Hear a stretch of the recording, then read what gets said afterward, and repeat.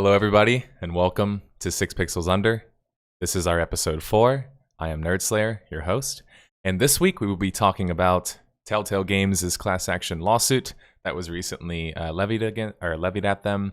We will also be talking about the WoW Classic demo, which is supposed to be released with the BlizzCon Blizz ticket, I guess, or virtual ticket, I believe they call it. And then we will also be talking about the end of the cross-platform wars, apparently. It's funny how all of that happened since we started the podcast. But anyway. And then we will also be talking about a couple other things, much more. Of course, the big, I guess I would like to say, the coolest part about this podcast is that we are done live, which means that right now we have a Twitch audience. So when I make mistakes, they laugh at me, that sort of thing. But really, it's about interacting with the audience. So after any of the points that I make, any of the news topics that I raise, etc., you can join our Discord. If you don't already know what our links are, it should be all over the place. But you can join the Discord, join the podcast lobby channel, and be ready to talk to Card, who's currently our podcast moderator for today. Thank you, Card. Talk to Card, and he will set you up with getting to ask me a question or comment on anything. Again, this is totally optional. You don't have to, but I would really implore you guys to ask questions or respond to things. And if you can't get into chat because you're at work, I totally understand. There's a segment at the end of the show that's, kind of made for you guys as well. You can just @ me on Twitch. So at the end of the call-in segment, you can just @ me, and you can also ask any questions that you'd like. All right, I think that's it for my little intro spiel today. Oh, I should also give you guys a quick update about the Telltale video, my Death of a Game on Telltale. As you guys will soon see, it is a video that's probably, I would say, longer fare than what I typically have been doing. I think last time we checked, it was at 37 minutes or something along the lines of that. So it's getting to be pretty lengthy, and I've already completed the script, and I've also already completed the voiceover. So that'll be cool to see. It should be coming out this week. Maybe weekend would be that'd be the safe guess, would be this weekend. I'm making my editor, Tom, work overtime for sure, but I worked overtime. This weekend, specifically Friday and Saturday for me, I basically worked 24 hours. I wanted to get this video out before next week, but unfortunately, once Tom saw the script and saw the size of the audio, he was like, I can't do this in 2 days. And I was like, I understand. But my crazy brain was like, you need to finish this immediately. So I worked 18 hours in a row or something ridiculous writing it up and then doing the voiceover at 4 a.m. at night on, I think that was Friday or Saturday. I can't remember. Then I woke up I went to sleep at 7 or 8 a.m. and then I woke up the next day at 5 p.m. on a Saturday. So anyway, my schedule is so messed up this week. If I look tired, I'm probably always tired. Anyway, let's go ahead and get into our first segment, and that is our current gaming news. So for our first segment, the first bit of news that I wanted to talk about was the end of cross-platform wars. So the last few episodes, we've talked briefly about different crossplay problems. I played devil's advocate. I said maybe cross-platform is just really good for business. Maybe we shouldn't want it that much, or maybe us wanting it is very selfish. Well, it turns out there's been some developments. I'm going to pull this up on screen. As you can see, PlayStation has announced that they will be allowing Fortnite crossplay. The beta apparently is launching on PS4, or already launched a few days ago. And as far as I can tell and have been told by, different sources and also have done my research, it seems like this is a cascading effect. This is a domino effect. It looks like maybe something, I don't know what happened in the recent couple of days or weeks, or maybe this has been a decision that they've been deliberating for quite some time now. But it certainly seems like PlayStation is starting to say, all right, we'll give you guys cross-platform, at least on our cross-platform able titles. Obviously they're still going to have a focus on their own blockbuster hits and their own IPs that are only playable on the PS4. But things like Fortnite, which people have been asking for some time now, will allow to be played cross-platform. And I don't I don't have a whole lot more to add other than that regarding this. I do think this is a good development overall. Obviously, I don't think anyone could argue that this is a bad development. I don't know if it necessarily means all that much for me personally, but it seems to mean an awful lot for everybody else. It seems like everybody in kind of unison is kind of rejoicing at the whole idea. So that's good to see. I'll move on to my next topic. My next topic is, well, one that we just briefly mentioned. I obviously am doing a Death of a Game on Telltale Studios, which just recently shut down, or technically hasn't shut down. It's weird. But 5 days ago, there was a bit of news that hit the web, coming from Polygon, that said that Telltale was hit with a class action lawsuit for breaking labor laws. And since I just did my video on this, I kind of already know the whole spiel, so to say. So the problem with the Telltale thing was that Telltale, first off, was based in California. So California has its, I guess what you would call state laws, right? And then, of course, the federal government, the US government, has its federal laws. There is something called the WARN Act. And the WARN Act, according to the federal laws, states that you must give people up to 60 days in advance before planning mass layoffs or closings.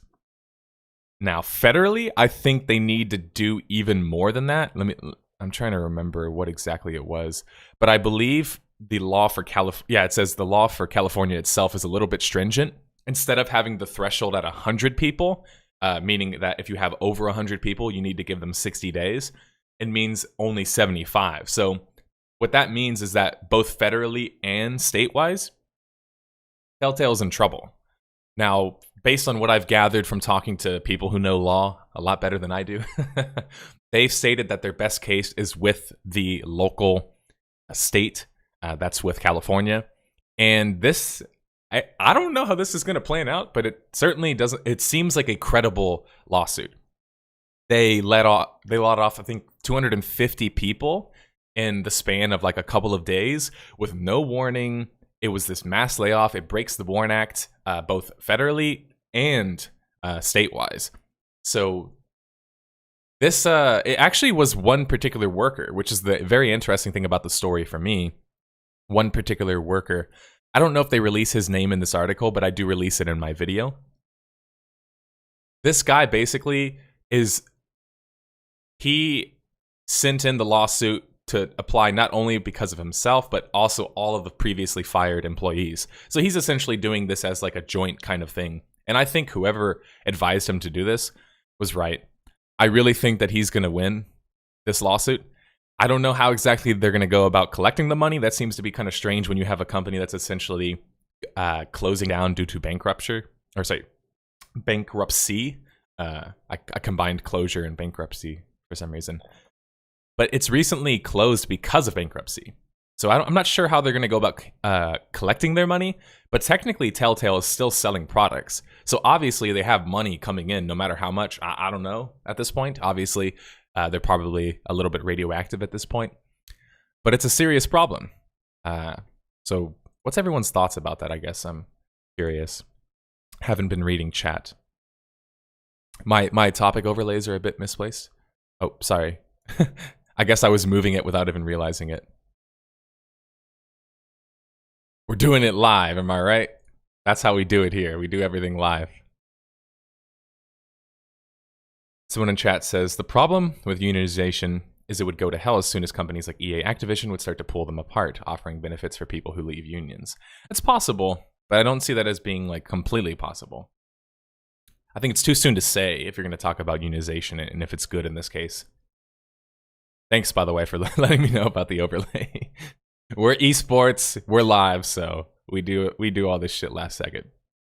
Shareholders and CEOs should have to pay. Yeah, they did have a board, and the board actually contained a member from Lionsgate. I don't remember what the guy's name. Oh, John Riccatello. I believe he used to be a part of Lionsgate, or maybe I'm thinking the Netflix guy. Anyway. I'm trying not to spoil too much about the story of Telltale because that's what the video is for. So I'm going to go ahead and move on to the next topic, which will be a short topic. This topic is concerning MTG. So for those who don't know, just a few days ago, Magic the Gathering Arena is now officially in open beta, which means that any of you guys can play it. You just have to go to the website, register, download the client, and etc. Now, obviously, you don't have to buy cards if you want to have a good sized deck, or you'll have to play with the free decks that are given to you, which are decent enough. I've been playing with them myself. I actually like Magic the Gathering Arena. For people who don't know my story, I grew up around Magic pretty much my whole life, but I never was really like a big Magic fan per se. I kind of always saw it from the sidelines and was interested in trying it. When Magic the Gathering Arena came out in closed beta, I luckily had the ability to play the game. And it's cool that Magic the Gathering Arena is basically Hearthstone to the MTG fans. And I know the diehard fans are probably up in arms about certain mechanics, the auto-tapping, etc., etc. You can disable auto-tapping, by the way, and certain things like that. But I think it's cool. I think it's fresh. It's awesome to see Magic the Gathering. It basically an entity that's been around at this point for like 30, 40 years and is probably the biggest card game in existence, now is making another foray into the digital space. They've done this multiple times, of course, with MTGO, Magic the Gathering Online. Magic the Gathering Online, if you try and go play it now, the UI is so damn old. Last time we were playing, we almost sold our entire deck on accident to a bot.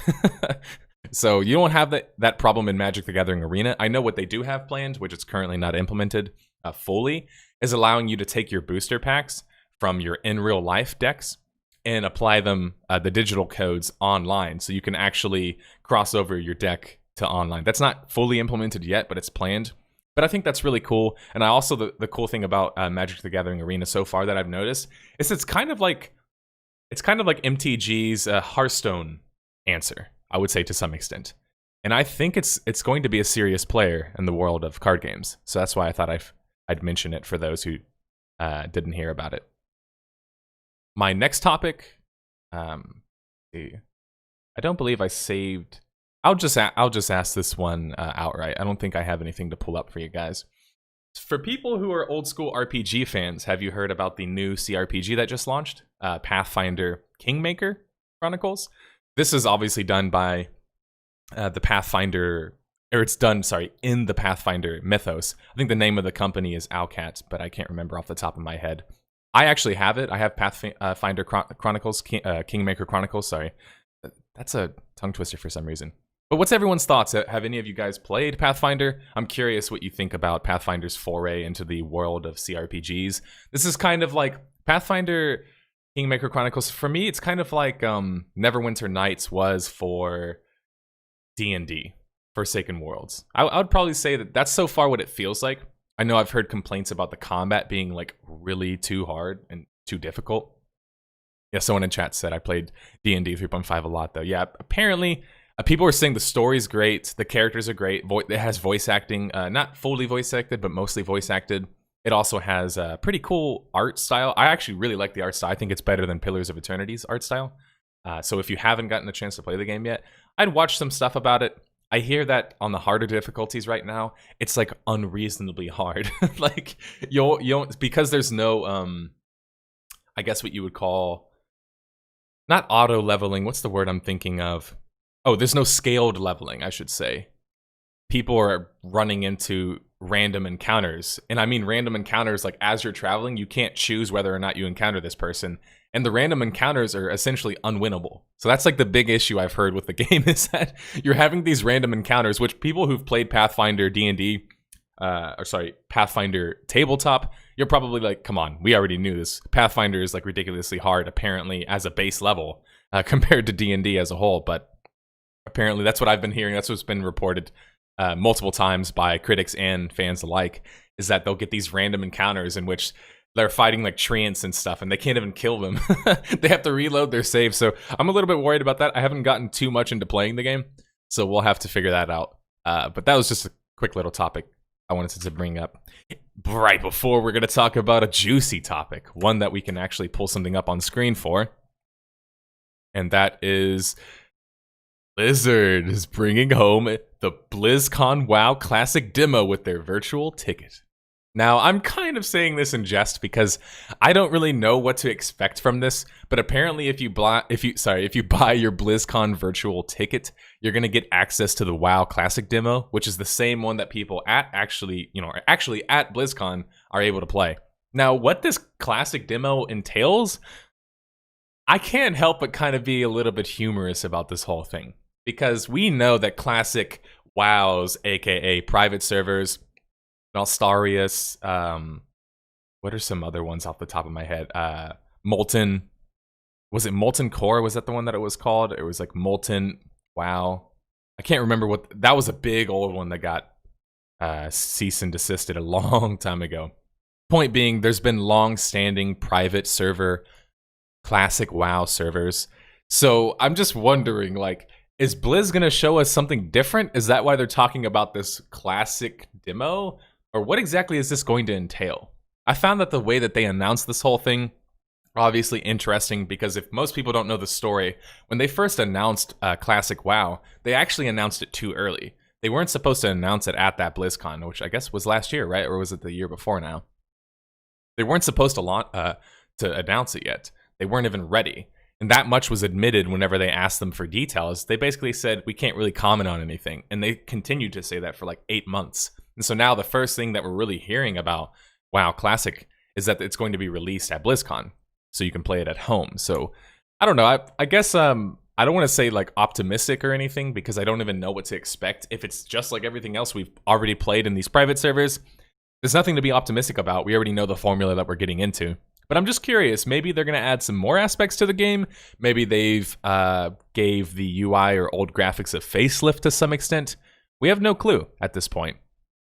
To what extent is WoW Classic going to be WoW Classic? I don't know. I guess we'll find out pretty soon, though. Does anybody else have the kind of weird premonition that it's not going to be typical Classic? I have that weird premonition. And part of it is because I know that Blizzard, if they're looking at it from a business perspective, there's no way they're going to launch Classic WoW and just leave it that way forever. It's not enough money in it for them. I feel like if they're going to launch a Classic WoW, they're probably going to slowly add in things, like as if a progression server would do in other games, such as like EverQuest or whatever else. That's kind of what my idea is. I think that that's probably what they'll end up going for. One of the comments says, from Tajgun92 says, our expansions suck. Back to the classic. That it's honestly, you guys have to admit, it does seem a little bit auspicious, I guess I should say. The timing of this all. This happens to come off the bat of multiple criticisms of BFA and people's problems with BFA, and how BFA essentially launched as like an early access expansion, right?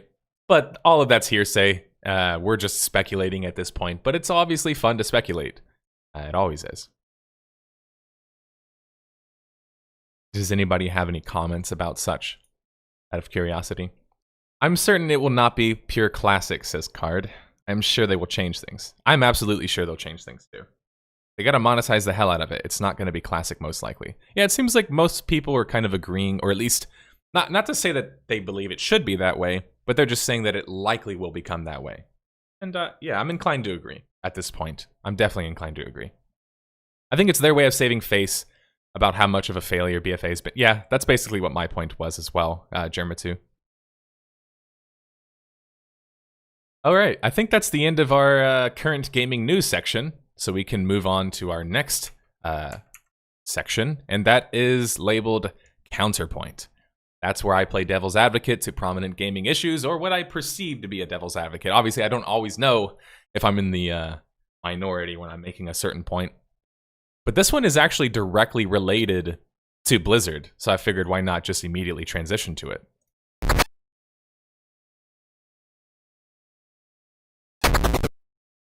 Okay, so the counterpoint for this week is actually going to be about Blizzard, and is going to be about WoW to some extent.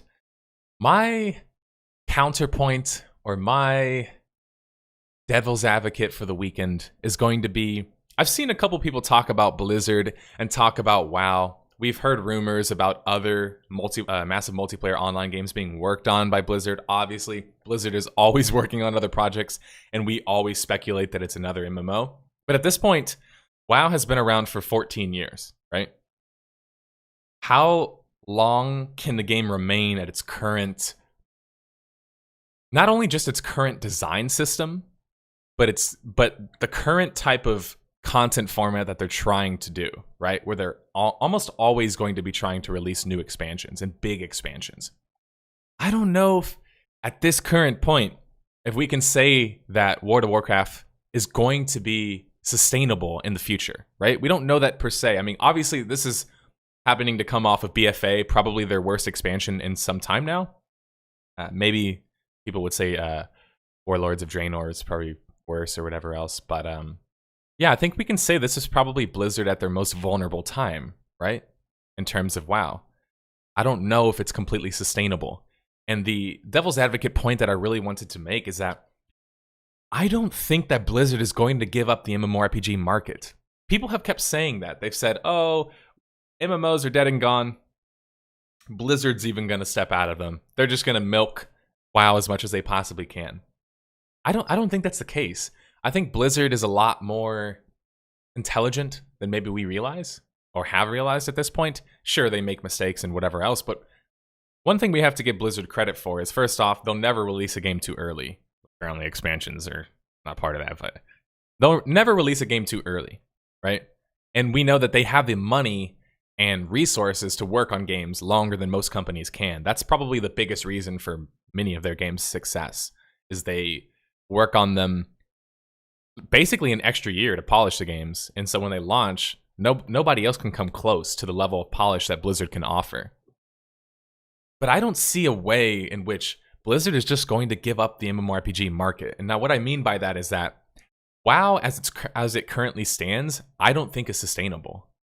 They've essentially lobified the game so much that it doesn't have open world content in the same way that it used to, despite them trying to introduce that with BFA and, failing to some extent, mainly because of the way that they implemented the content, not so much the content itself. But we know that obviously Blizzard has some other big IPs. They have StarCraft, one of my favorite games of all time, and they also have Diablo, another one of my favorite games. Specifically, the first game was my favorite. Is Blizzard going to utilize those IPs? We don't know. We don't know if that means that there's going to be a StarCraft MMO. Is it going to be a Diablo MMO to answer Torchlight Frontiers at this point? We don't completely know, but I think it's interesting to speculate, especially because can we say that WoW will exist forever? Probably, to some extent, right? At a lesser extent. But are they going to keep pumping the level of content that they're trying to pump into the game if it's not as successful in the future?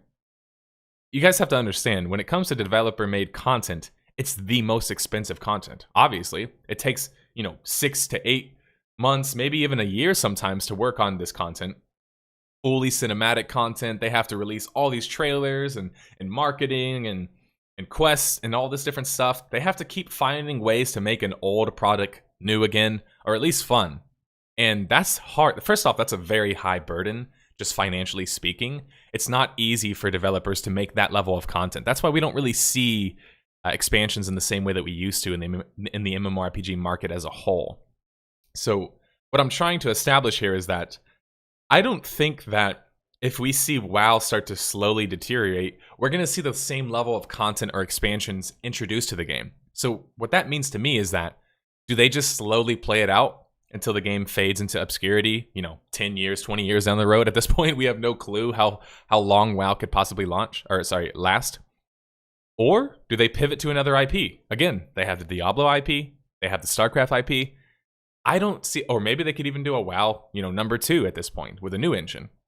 I just don't see a way in which Blizzard is just going to give up their stranglehold on the MMORPG market.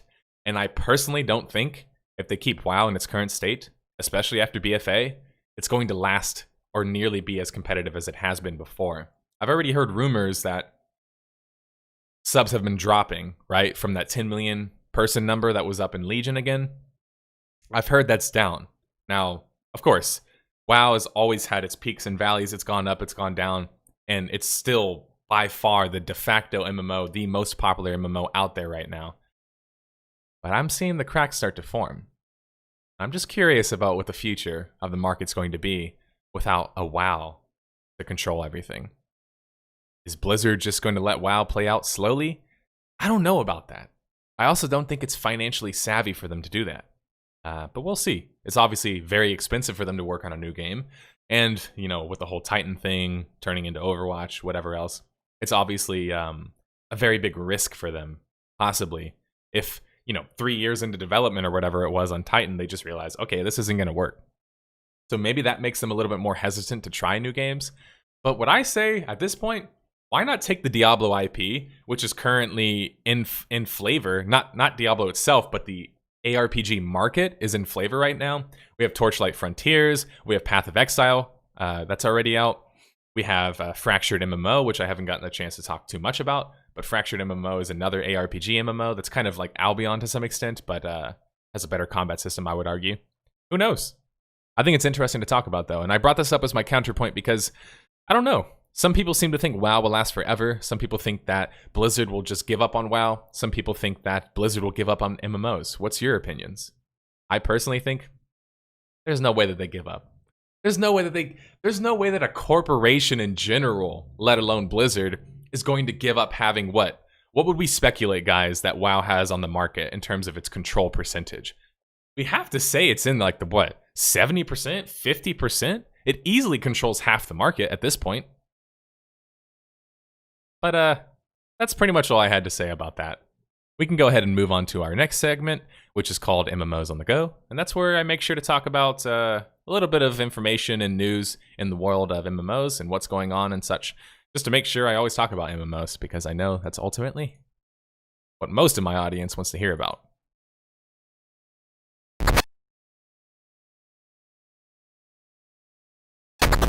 Okay, so for MMOs on the Go this week, I wanted to report about Fallen Earth. Let me bring that up on screen. So Fallen Earth is planning on a fresh start server. The reason why I'm bringing this up is obviously I've covered Fallen Earth. I did a Death of a Game on them. And of course, if everyone remembers the story, they were recently, a couple months ago at this point, purchased by Little Orbit.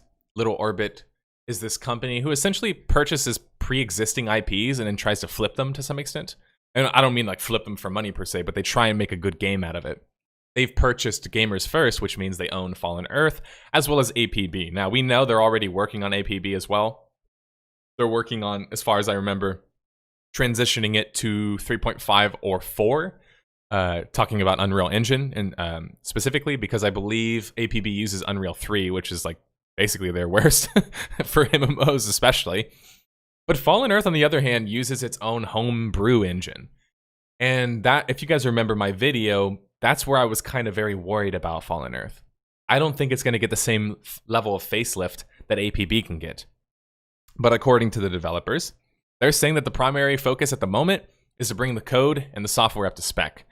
They're not going to change the mechanics. They're just trying to essentially bring the game up to current standards. That's exactly what they needed to do with Fallen Earth. And that's what they need to do with APB. So I find this topic really interesting just because when do you ever see developers step into the world of MMOs, buy out a company or buy out their MMO IP, and then try and essentially redevelop it or relaunch it to some extent? It's not really common. And I find it very interesting, obviously, as a hobbyist myself of game development, but also as somebody who's seriously considered getting into game development in a more hands-on approach.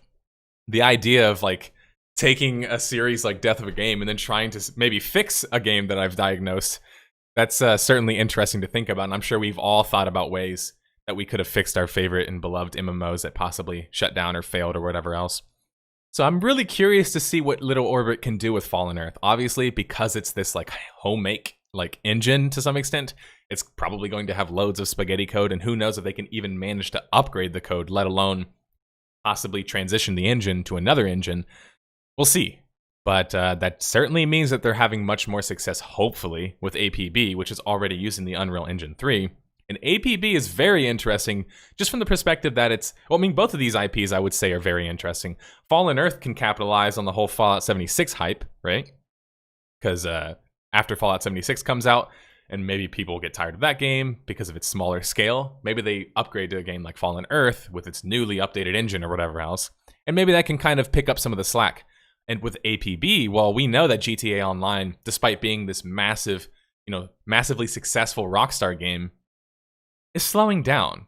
I believe the last time we talked about it, it dropped like maybe 25% of its previous revenue. Of course, that game is like major pay to win.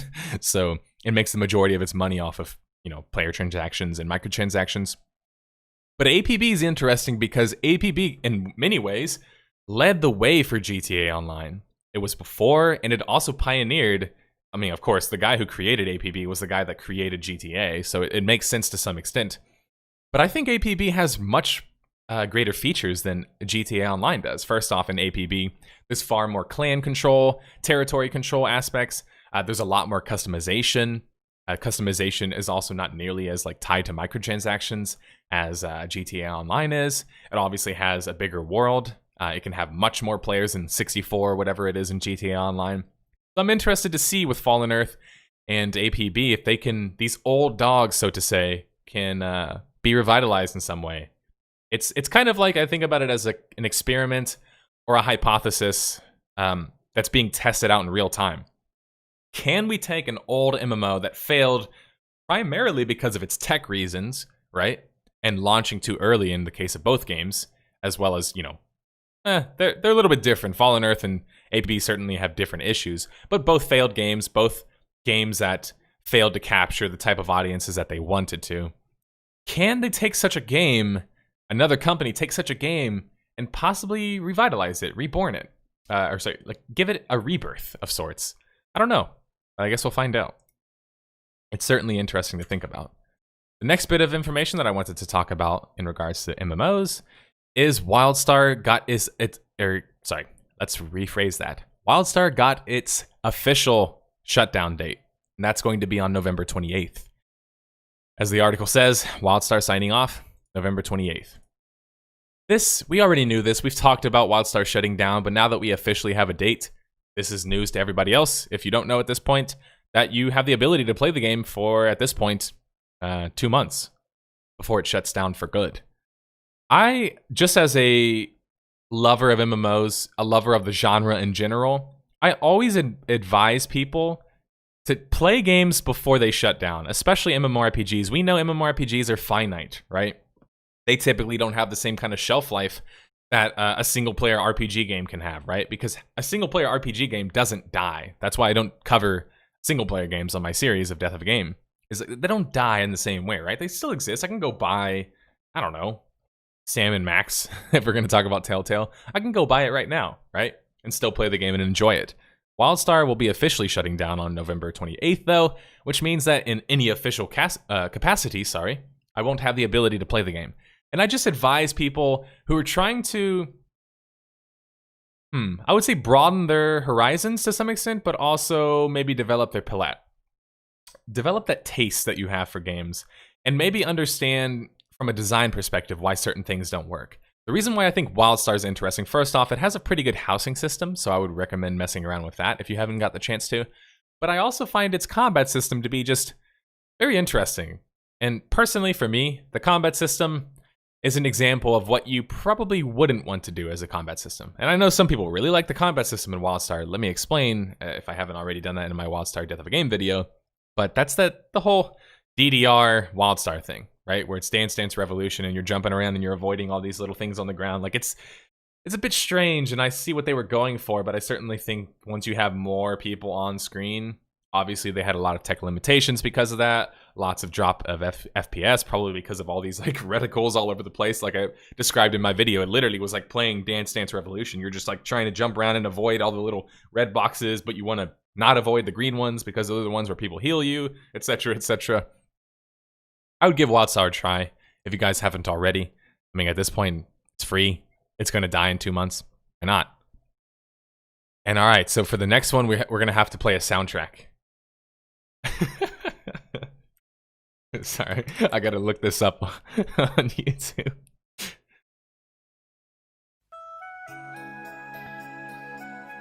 All right, so I'm playing my sad music because it turns out the last bastion of hope for the Club Penguin franchise is officially closing down for good by the end of the year. Everyone pour one out. Everyone pour one out for Club Penguin Online. Or, in this case, it's Club Penguin Island.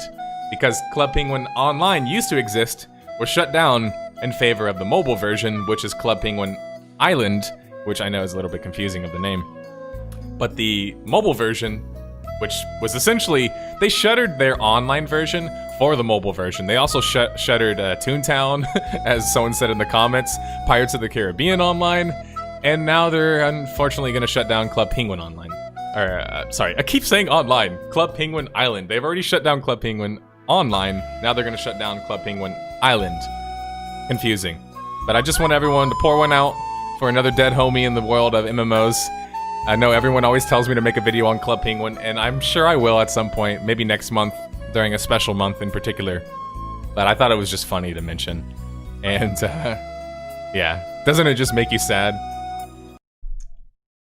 Alright, that's my last bit of information and news on the MMOs on the Go segment that I wanted to talk about. We can go ahead and, sorry, I'm pressing things all over the place. Ooh, look, this is how it's going to look when we have a guest soon.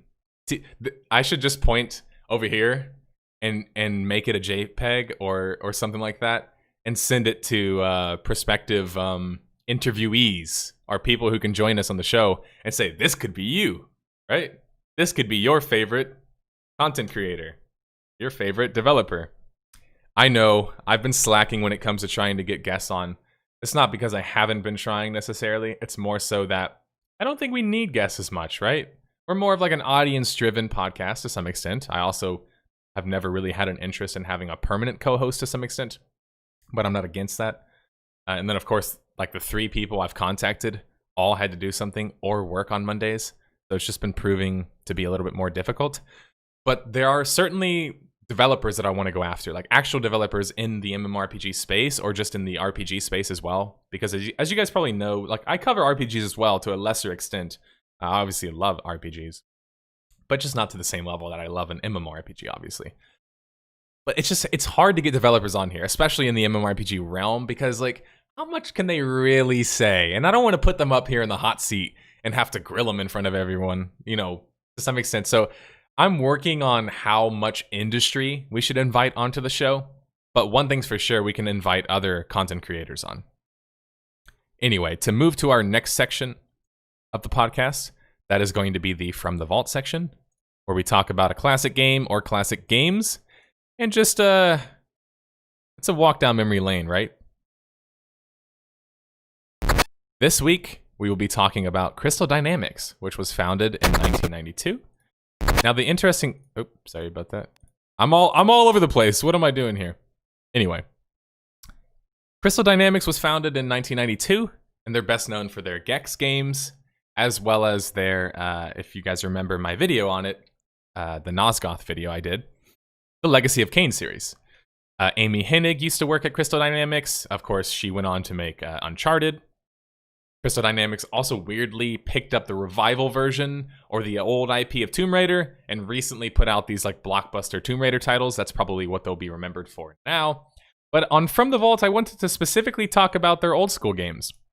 And obviously one of those being Gex Enter the Gecko, which was one of my favorite platformers as a kid. And for people who aren't familiar with this game, let me get this on screen. Gex Enter the Gecko was a great game because it just had so much flavor to it, right? It was a platformer that, first off, you played a lizard. But it also, in many different ways, it was just meant to be humorous. You're supposed to be this, like, lizard secret agent, which is obviously humorous in itself. But when you watch this game, you think, man, this game looks pretty fun, even in current day and age. Guys, this game is 20 years old. Sometimes I like making people feel as old as I feel sometimes. And that's what this game makes me feel. Anyway, of course, we'd be remiss not to mention likely their most famous game of all time. And that's the Legacy of Kain series, and in particular, Legacy of Kain Soul Reaver. Now, to shatter your guys' mind on this one is a little bit younger. It's like 1 year younger, so it's 19 years at this point. But, oh wait, is it 19 years at this point, or is my math totally off? Yeah, it is 19. I'm crazy. Anyway. Legacy of Kain, if you guys remember my video on the series, if not, I will explain in quick detail. The cool thing about Legacy of Kain is that first off, it didn't have loading screens. So what you'll see during this gameplay is no loading screen. This is something that Legend of Zelda did later on to much great effect, which is essentially they section off the world into open areas. So you don't have loading screens, but you are only loading little aspects, almost like an instance to some extent, but it's more so like an instance of an open world, if that makes sense. So it kind of gets rid of the login screens, or sorry, loading screens because of that. Another cool thing Legacy of Kain did, for those who don't remember, is it had what was called like phase shifting in its combat system. That's because your character couldn't actually die. Like your character wouldn't actually die whenever you were hurt. You went into like the spirit realm, I think they would call it, where you essentially had to like kill enough people or get some more like, I don't even remember what they call it, but it was like some type of soul force that you got that allowed you to then transition back to the previous one. But I just love showing people old school gameplay and talking about old school games, obviously, because sometimes they get forgotten. But in this case, the other cool, like in my opinion, the coolest thing about the Legacy of Kain series, and in particular with Soul Reaver, was that Soul Reaver was essentially the first time I can think of that a major, well, back then, you couldn't call a game development company major because everything was so grassroots, but first time we've seen as a genre, RPG, story, whatever you want to call it, action-adventure genre, we've never seen a story to the level of complexity that we saw in the Legacy of Kain series, especially in Soul Reaver. I mean, really, try and find another example at this time released on a console that was going to have what I would describe and have described in the past as a novel-like story complexity. It's unheard of, especially in these action-adventure games, which, you know, unfortunately as a genre, I don't want to say they're completely bust, because, I mean, the God of War game just came out, and it essentially is the same type of game, to some extent, as the old action-adventure style of game. But yeah, it's cool to mention old school games, and Legacy of Kain Soul Reaver had a really cool story, especially for its time. A story that still, in many ways, goes unparalleled, I would say, especially for that type of game. For the action-adventure genre, it's not so story-focused. I mean, let's be honest. It's typically more about beating bosses and acquiring new tools and new skills to beat said bosses. We saw that in God of War. We've seen that, obviously, in the Legend of Zelda franchise as a whole. It's never really been focused on story. It's always been more so about just adventuring, getting tools, and adventuring with new tools. Temples, bosses, etc. That's all that I had. I keep doing that. That's because each of these are a little scene transition. Sorry about that. But for the people who are listening, you probably have no idea what we're talking about. I mean, listening with only audio. All right, that means it's time to move to our next segment, which is, of course, my favorite segment, and that is our Soapbox segment.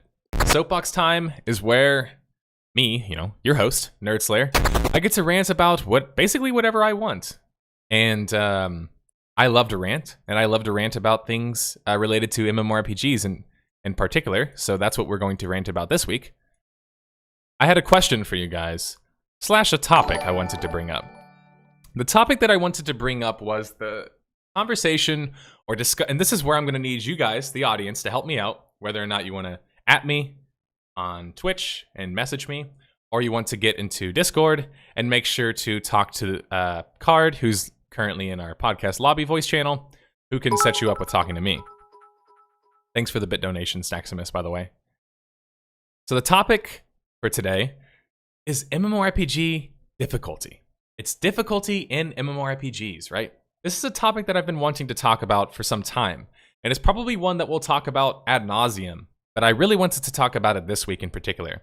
It made me think about the question of how difficult can you make a game, especially in MMORPG, without alienating too much of an audience, right? In particular, I think about early game difficulty, mid difficulty, and then of course in-game difficulty is typically almost always there. Mythic raids, hard mode raids, etc. We would always say that the difficulties are always in the end game, but currently we haven't seen much difficulty in the early game. Now, this is very apparent if you go and play just about any current MMORPG, Guild Wars 2, Elder Scrolls Online, Final Fantasy, WoW, SWTOR, WildStar, any MMO that you can possibly think of, the early game leveling experience is very, very easy. And so that's why I wanted to have this discussion with you guys. How do we make sure that we can increase difficulties in MMORPGs? Or do we even need to increase the difficulty? Now, obviously, you guys probably know where I stand, and I believe that, well, MMORPGs, especially early game leveling experiences, should be way more difficult. And I'm not trying to say that they should be unplayable to the extent that EverQuest was back in the day, or even WoW Classic to some extent. But we certainly should make things more difficult. Now, one game I want to bring up to drive this point home is Star Wars The Old Republic. Now, of course, I have a very popular, very controversial video on SWTOR and what I perceive as a death of a game. SWTOR is very interesting because unlike most games, it has quite the early game varied leveling experience, right? In current day and age, which is actually going to be our next topic, by the way, but in current day and age, we don't have a whole lot of varied leveling experiences. So it's only going to be basically what I would describe as like late game difficulty. You're never going to see difficulty earlier on. The reason why I wanted to bring up SWTOR as an example is that in SWTOR, multiple times throughout the story, which is obviously a big focus of the game, you're told you better watch out for this big bad character. He's gonna smack you down and he's coming after you. He's this bounty hunter. And I'm like, okay, all right, I guess, I hope I can defeat this character, right? I hope I'm strong enough. Then you proceed to fight the character immediately after. And by the way, anybody can go play SWTOR. It's free. You can see what I'm talking about. And you're like, wait a minute. This is the boss? This is the guy that you guys spent an hour explaining to me as this like larger than life character. Oh, he's gonna beat you down. Oh, be careful of the big bad boss guy. And you can beat him in like 5 seconds, 10 seconds without even dropping HP. I showed this in my MMO lab on SWTOR. It just ruins my immersion when a game is not difficult early on. Because if you think about it, when you're in a virtual world, right? Let's just say you're in the Star Wars universe. You're telling me in the Star Wars universe, first off, there wouldn't be any such thing as like scaled leveling, right? I mean, obviously, we're talking about a real life scenario or make-believe real life scenario. But my point is that you would know immediately the difficulty levels, right? You or me, us as just random people, we know that it's difficult to do certain things, right? It's obviously difficult to fight. And if we're going to talk about these RPG, like, mythical scenarios, it's certainly difficult to be a Jedi or be a Sith Lord or whatever else. But how can you make somebody feel epic in being a bounty hunter or choosing, whenever you create a character in an MMORPG, like let's say your archetype, you create the character Grago the Bounty Hunter, right? That's your character. How can you really live the life of Grago the Bounty Hunter? Well, you hunt bounties, right? But if all of your bounties early game are so unbelievably easy that it doesn't make you feel any pressure, any fear, or have any, second guessing of yourself of, can I defeat this character? Can I proceed past this zone? Am I safe here, right? This is an aspect that's been basically divorced from the MMORPG market, and that's the idea of things being too difficult for you. That's okay. World bosses obviously come to mind. If any of you have ever aggroed a world boss, especially in old school MMOs, you're gonna get killed pretty quickly, right? And this has always been my problem with MMORPGs as we've kind of evolved past a certain point, is we've completely lost that early game difficulty. And the reason why I think early game difficulty is so paramount is the early game experience is the first experience. You shouldn't wait to the end of the movie to make the movie complicated, right? That's not how movies work. You don't say, all right, we're only going to tell the story at the very, end of the movie and make it really complicated for everybody so they can't understand it, right? No, you're going to slowly explain the plot, the lore, the characters' backgrounds are going to get slowly explained throughout the prologue of the movie or the intro or whatever else, right? The introductory phase. You're going to take the time to explain to people, here's the character, blah, blah, blah, blah, blah, right?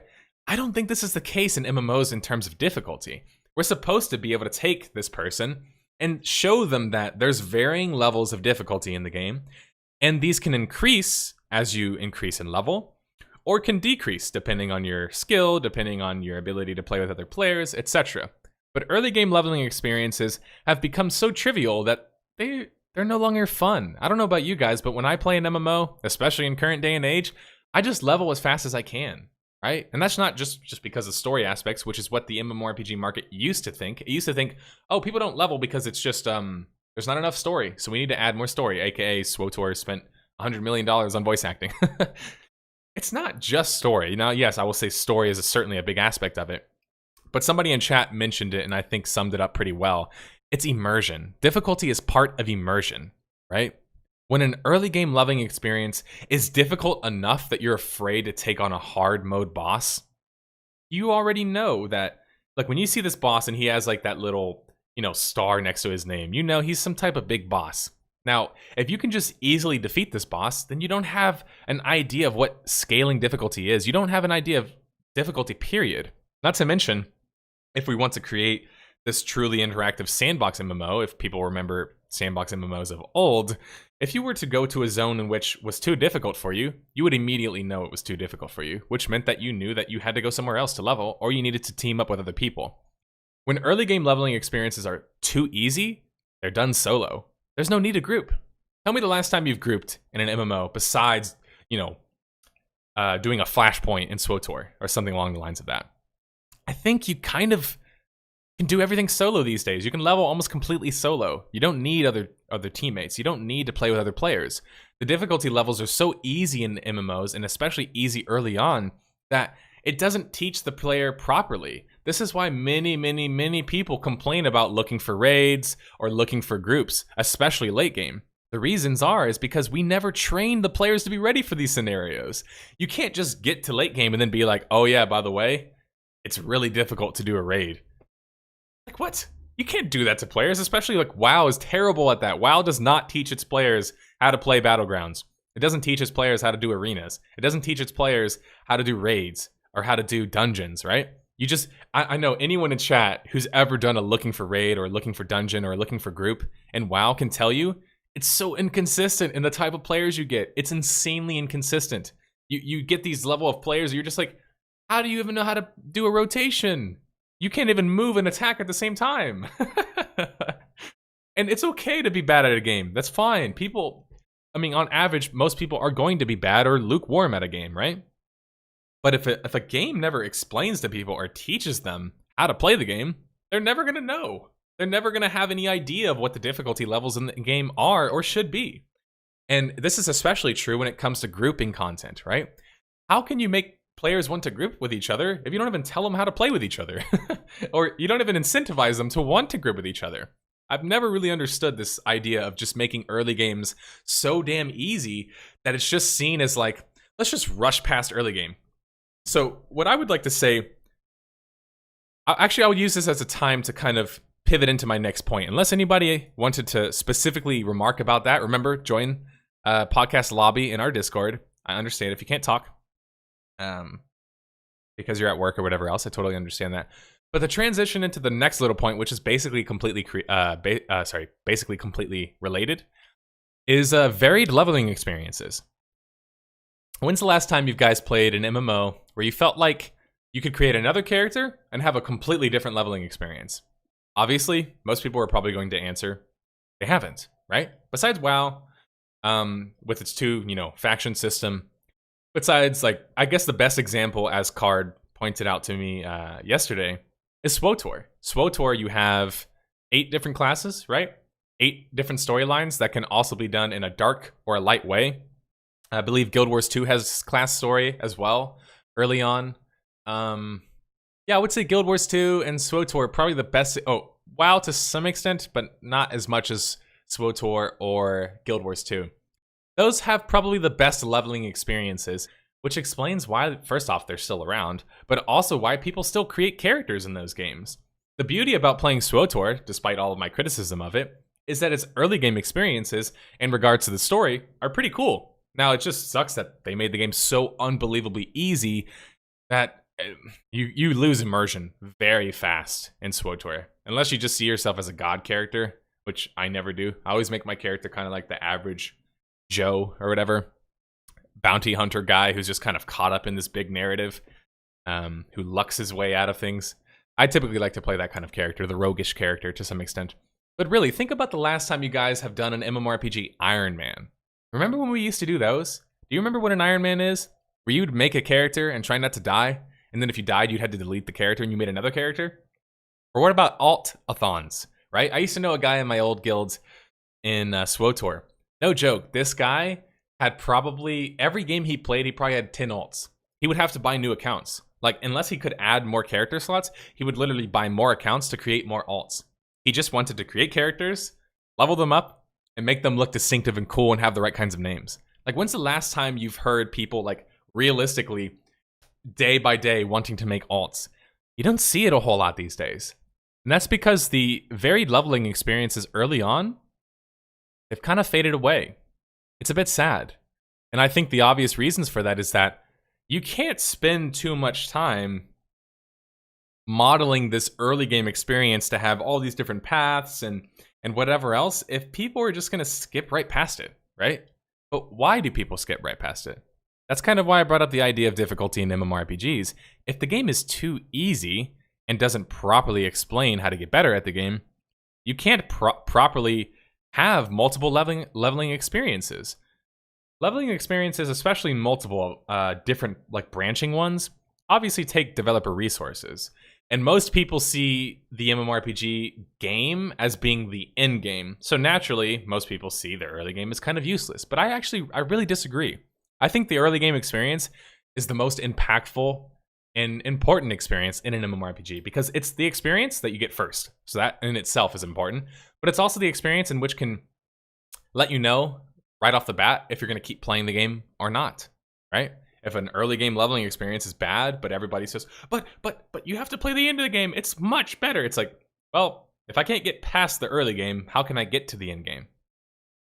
I think Guild Wars 2 does a really good job of this. I would probably say that Guild Wars 2 is probably on top at the moment. And a large reason, well, not saying on top of everything, but I'm saying it's one of the MMOs on top because its ability to understand varied leveling experiences, but also I would say varying level or varying. Yeah, I would probably say that's probably what it is. I think its ability to, first off, focus on like horizontal progression over vertical progression helps it to where you don't have to worry so much about being so uber powerful, right? Getting your character to be some certain level of ability or whatever else. And Guild Wars 2, one thing I will give it immense credit for is it feels like you're playing the game immediately. And what I mean by that is that in many games, including WoW, especially in this day and age, it doesn't even feel like you're playing the game until you hit max level. In Guild Wars 2, I don't agree with that. And the same thing in Guild Wars 1. I think Guild Wars just as a franchise has always done a good job of making the game fun from level 1, right? And I think that's a skill. It's a skill for a developer to make the game fun from level 1 and make it fun right off the bat, right? But I can't help but feel like making early game experiences too easy and first off, not a focus at all. Like nowadays, do we even get more than 2 zones to level in? No, you pretty much get 2 zones. If you're an elf, you spawn in the city. If you're an orc, you spawn in the same city. If you're a dwarf, you spawn in the same city. It's like, there's not a whole lot of, everything starts to feel monochromatic. And that's my fear with getting rid of these leveling zones and getting rid of the ability to level in different areas. Now, people will probably counter with the idea that, well, what's the point in creating all of these leveling zones if players just get out of them so quickly? And to that I respond, if you always build a game or design a game based around the lowest common denominator, we're never going to innovate. We're never going to make better games. If we're only making games based on the fact that, well, we haven't figured it out yet, so guess we shouldn't do it. It's like, well, we can figure out early game experiences, right? Many games have done this already. We just need to think about them, think about what they've done, and maybe how to learn from such experiences. And obviously, we could probably spend another hour going into detail as to how we could possibly increase difficulty without it being too crazy early on. But I would say that my biggest issues with current MMOs are probably their early game experiences combined with their difficulties. And when I mention difficulty, people usually counter with, well, this thing has a mythic raid. It's difficult. Well, you don't you don't explain. You don't talk about, I guess, what I would describe as the scale of something without talking about its lowest points, right? And when the lowest points are probably the more common points, aka like it being too easy, can we really say the game is difficult as a whole? Like, not holistically. We can say in these isolated instances it's difficult, sure, but not holistically. And I think when you look at games holistically, now most people might respond with, well, it sounds like you're just being pedantic, or it just sounds like you're angry that games are too easy and you're some elitist or whatever else. It's not even that. It's kind of like I was saying earlier. Even if you want to train your own casual audience to be ready for the end game, you got to teach them. You've got to slowly progress them to that point, right? That's why early game dungeons are good. That's why early game raids are good. That's why early game content in general that forces you to group up is good, right? These are good things. The reason why Guild Wars 1 for me was such a great game is that no matter if you're level 1 or level 20, there's tons of things for you to do in the game. Tons of things you can do.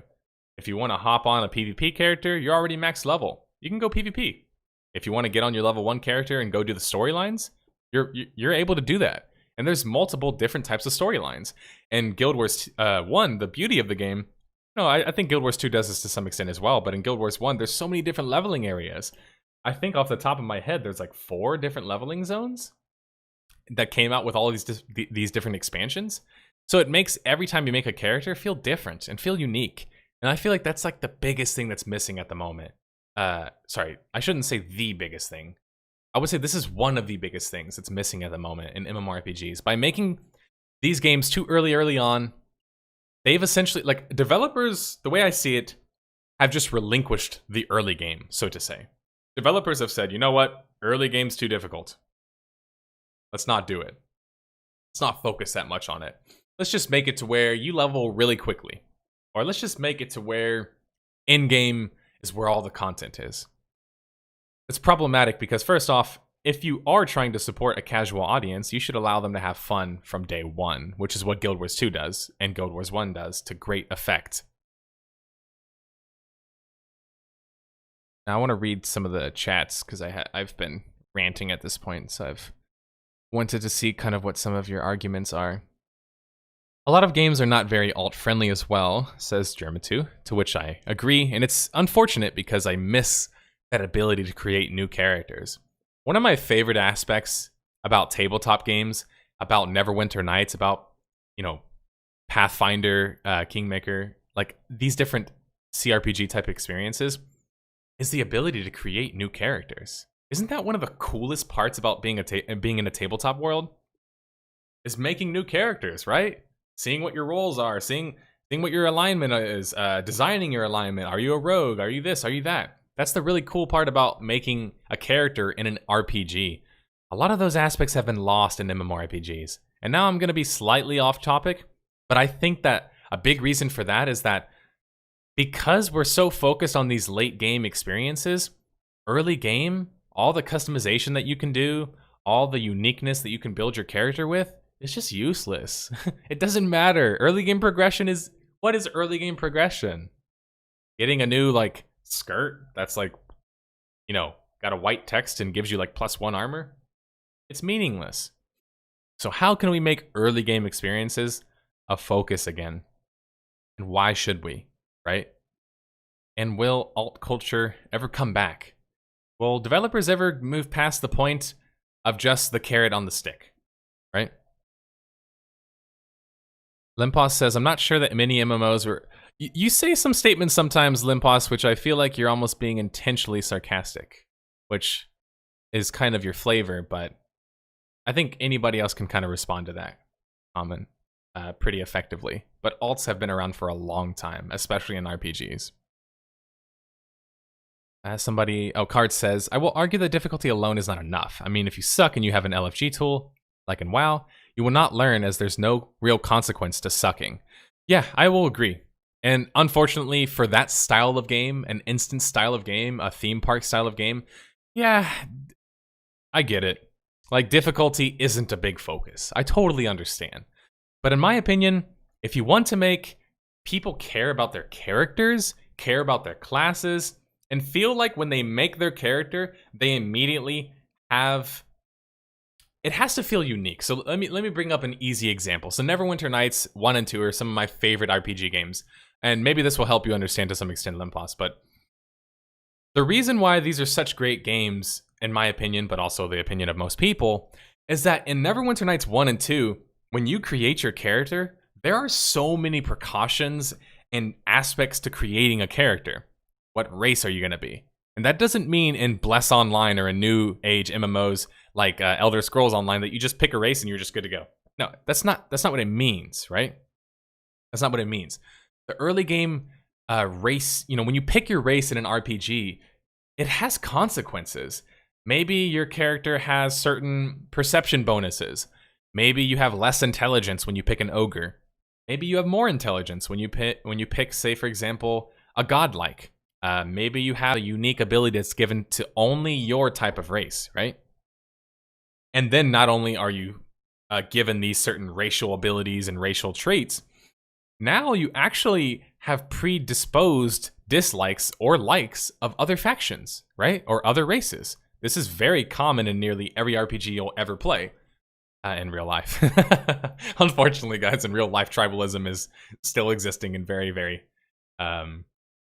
impactful in today's culture still. But RPGs were really about making sure you paid attention to all of these precautions, right? What race am I? That defines what zone I'm going to start in to some extent in many of these games.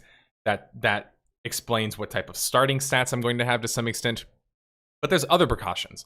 You'd pick your sign, right? And your sign in these games might give you a bonus to some extent to martial weapons, or it might give you a bonus to a certain spell or whatever else, right? So you had not only did you have the precaution of picking your race and the consequences. Again, that's the big thing that's missing in MMORPGs. I would probably say that's the biggest thing that's missing in MMORPGs. I'd be as bold to say that. It's consequence. What's the consequence to picking an elf? What's the consequence to picking an orc? In a tabletop game, the consequences are very, very apparent, right? When you create an ogre mage, you're probably not going to be that effective, right? And you probably shouldn't be. If you're going to create an ogre warrior, well, now we're talking different, right? Now we be talking different, as an ogre would say. Now we be talking different. It's different, right? The way you speak is different in Neverwinter Nights. In a tabletop game, when you have a lower intelligence, the way you speak is different. The way you act is different. The stats that you have is different. You look different. You sound different. All of these different qualities that make you unique, this is really sorely missing in the world of MMORPGs. And that's why you guys always hear me rant about Elder Scrolls Online. If you want to know why I rant so much about Elder Scrolls Online and why I hate that game, it's not because of the game itself. It's more so that I hate that it's a bastardization of the Elder Scrolls world or mythos or IP, whatever you'd like to call it, that does an exceedingly good job of being tribalistic.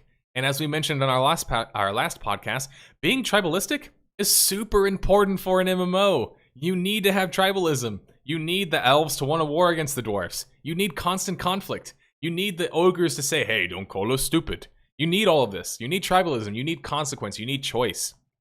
And to even add more aspects to Neverwinter's character creation, you also pick your alignment. And the way that your alignment plays out also changes the game, right? Because if you start your game as a chaotic good character, but immediately do something evil, well, now your character is probably not going to be aligned with the same characters that it was initially aligned with, right? Or let's say you pick a chaotic evil character. Well, you know how that character plays out. You're basically going to go around and try and murder everybody, right? But it really changes a lot of things. And choosing alignments, I'll be honest, I'm not a big fan of choosing alignments. I'd rather you could actually just do actions in the game that could influence your alignment to some extent. That's what I personally prefer. Oh, so apparently we have no call-ins yet, guys. The call-in segment is coming up pretty soon. You guys better start calling in, right? Or you're going to have to hear me talk. No, I won't say that because then people will actually say, okay. Fallout New Vegas, somebody said in chat. Okay, let me scroll down a little bit. Tajgun92 says, yeah, but on the flip side, if the experience is too hard, it gates content from less skilled players who likely paid money for. So that's one thing you have to be very, very careful for. And just so people know, well, Limp Boss, you're calling in to talk to me. Maybe you have a point that you'd like to make about difficulty in MMOs, or maybe alts or leveling experience, consequence, any of the subjects that we're talking about currently. But to what Taj Gun is saying, he's absolutely right. You do have to be careful with adding in difficulty to content, right? You don't want to make the early game experience like Star Wars Galaxies, right? Where you're getting killed by womp rats. Where's Ludens in chat? He knows what I'm talking about. Early game Star Wars Galaxies was basically you getting just murdered by womp rats. And womp rats are really powerful in that game for the early level player, especially when you die in that game, you get clone sickness or res sickness, which, then further penalizes you. So yes, you absolutely have to be careful about introducing more difficulty into a game. My argument is not to make it difficult, actually. Funny enough, my argument is just to make it a sliding difficulty, right? So when a game talks about a boss, this boss should be difficult, right? Conceptually speaking, the boss should be difficult. That's not to say that you can't beat it, right? Does anybody remember playing Terra Online back in beta or in its earlier experiences? The reason why I'm saying specifically in its earlier experiences is Terra used to do a really good job of difficulty. Now they've kind of like made everything a lot more easy, especially now that it's got cross-platform and all this stuff. But anyway, Terra, the best thing about Terra early game experience back in the day, in beta and whatever else, was that if you didn't dodge the boss's attack, you died, right? It made it to where the dungeon was all based around, can you dodge attacks and can you pay attention to what the boss is doing? And of course, he would warn you, he would give you telegraphs that were very painfully obvious. If you got killed by them, well, now you know. Don't stand in the circle. Don't stand in the fire or whatever else, right? But the best thing about that is that if you did dodge correctly and you did avoid those telegraphs, then you beat the boss relatively easily, right? As a group. But if you tried to do it solo, obviously it'd be much more difficult unless you took a long time over the course of, many minutes to try and defeat the boss, which is how I kind of think boss fights should be to some extent. Maybe you should allow for the ability for somebody to do it solo, but it should be very difficult for them to do it solo. And I kind of miss this in MMOs. I don't know about you guys, but I used to pride myself on my ability to underlevel myself. Now, that was because I was lazy and I didn't want to do a bunch of grind quests, but I would always be underleveled when I would be playing MMORPGs, so I always had to play that much better in order to beat bosses, right? I had to use potions and adrenals and certain buffs and whatever else, and maybe I had to like bring a companion to help me or whatever else, but I managed to get past the leveling content, and that's what made it fun. When things are difficult and you have to really buckle down to beat certain bosses or characters or whatever else, it just feels more rewarding, doesn't it? When you're a group and you're just like, man, I did that. And when you can have choice and consequence with your character, you feel like, man, I am Legolas XX, whatever, or XX Legolas XX. I am that character. I am that character, right? I'm able to make an elf and start in the elf city and have this like innate distaste towards dwarfs. But maybe like Legolas, I decide to be friends with one. Maybe I'm friends with the Gimli equivalent in this universe, XX Gimli XX. But that's my choice as the player, right? I can go against all the tribalism if I want. But the problem with a game like The Elder Scrolls Online and many other games, I'm not just to pick on Elder Scrolls Online, though I like picking on it, but just not to pick on that game alone. When these games lack consequence for your choice, what you choose doesn't matter anymore, right? Like, again, I bring up tabletop examples because they are the OG RPGs, right? The OG RPGs, the best thing that they did was made it to where when you crafted a character, you had pluses and minuses. You had positives and negatives. You had to have negatives with your character. There were always consequences. If you chose a wizard over a sorcerer, you weren't going to cast as many spells in the same turns, right? You're going to have to rest more. But if you picked a sorcerer over a wizard, you weren't going to cast the same level of spell that a wizard could, right? These are all just minor little things that, as they get reintroduced back into the genre, hopefully, we'll start to care more about our characters again. We'll start to care more about making alts, right? Because when characters aren't always the same, we need to make alts, right? In the current day and age, the reason why you don't need to make an alt in many games is that, well, you can play anything, right? You can be anything. And in Final Fantasy 14, you theoretically can be any job, right? And many of these games, you're this jack of all trades. You can do everything. You don't need to change your class. You don't need to group up with other people. This is why I hope consequence becomes a bigger thing in MMOs.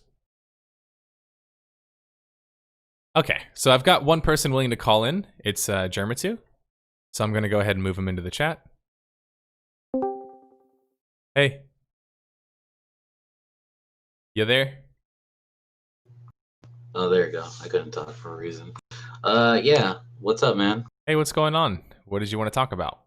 So I actually kind of wanted to go back on the whole varied leveling experience and how there are, I want to say, more kind of recent games that do it, although they're not really brought up or not really talked about. Like Arc Age is a good example. I recently got around to trying that, even though I know, some people will be like, Arc Age, oh, get our pitchforks ready. But no, in all seriousness, every race actually has its own kind of storyline. I mean, that's what's like full cutscenes, there's voice acting, that whole deal.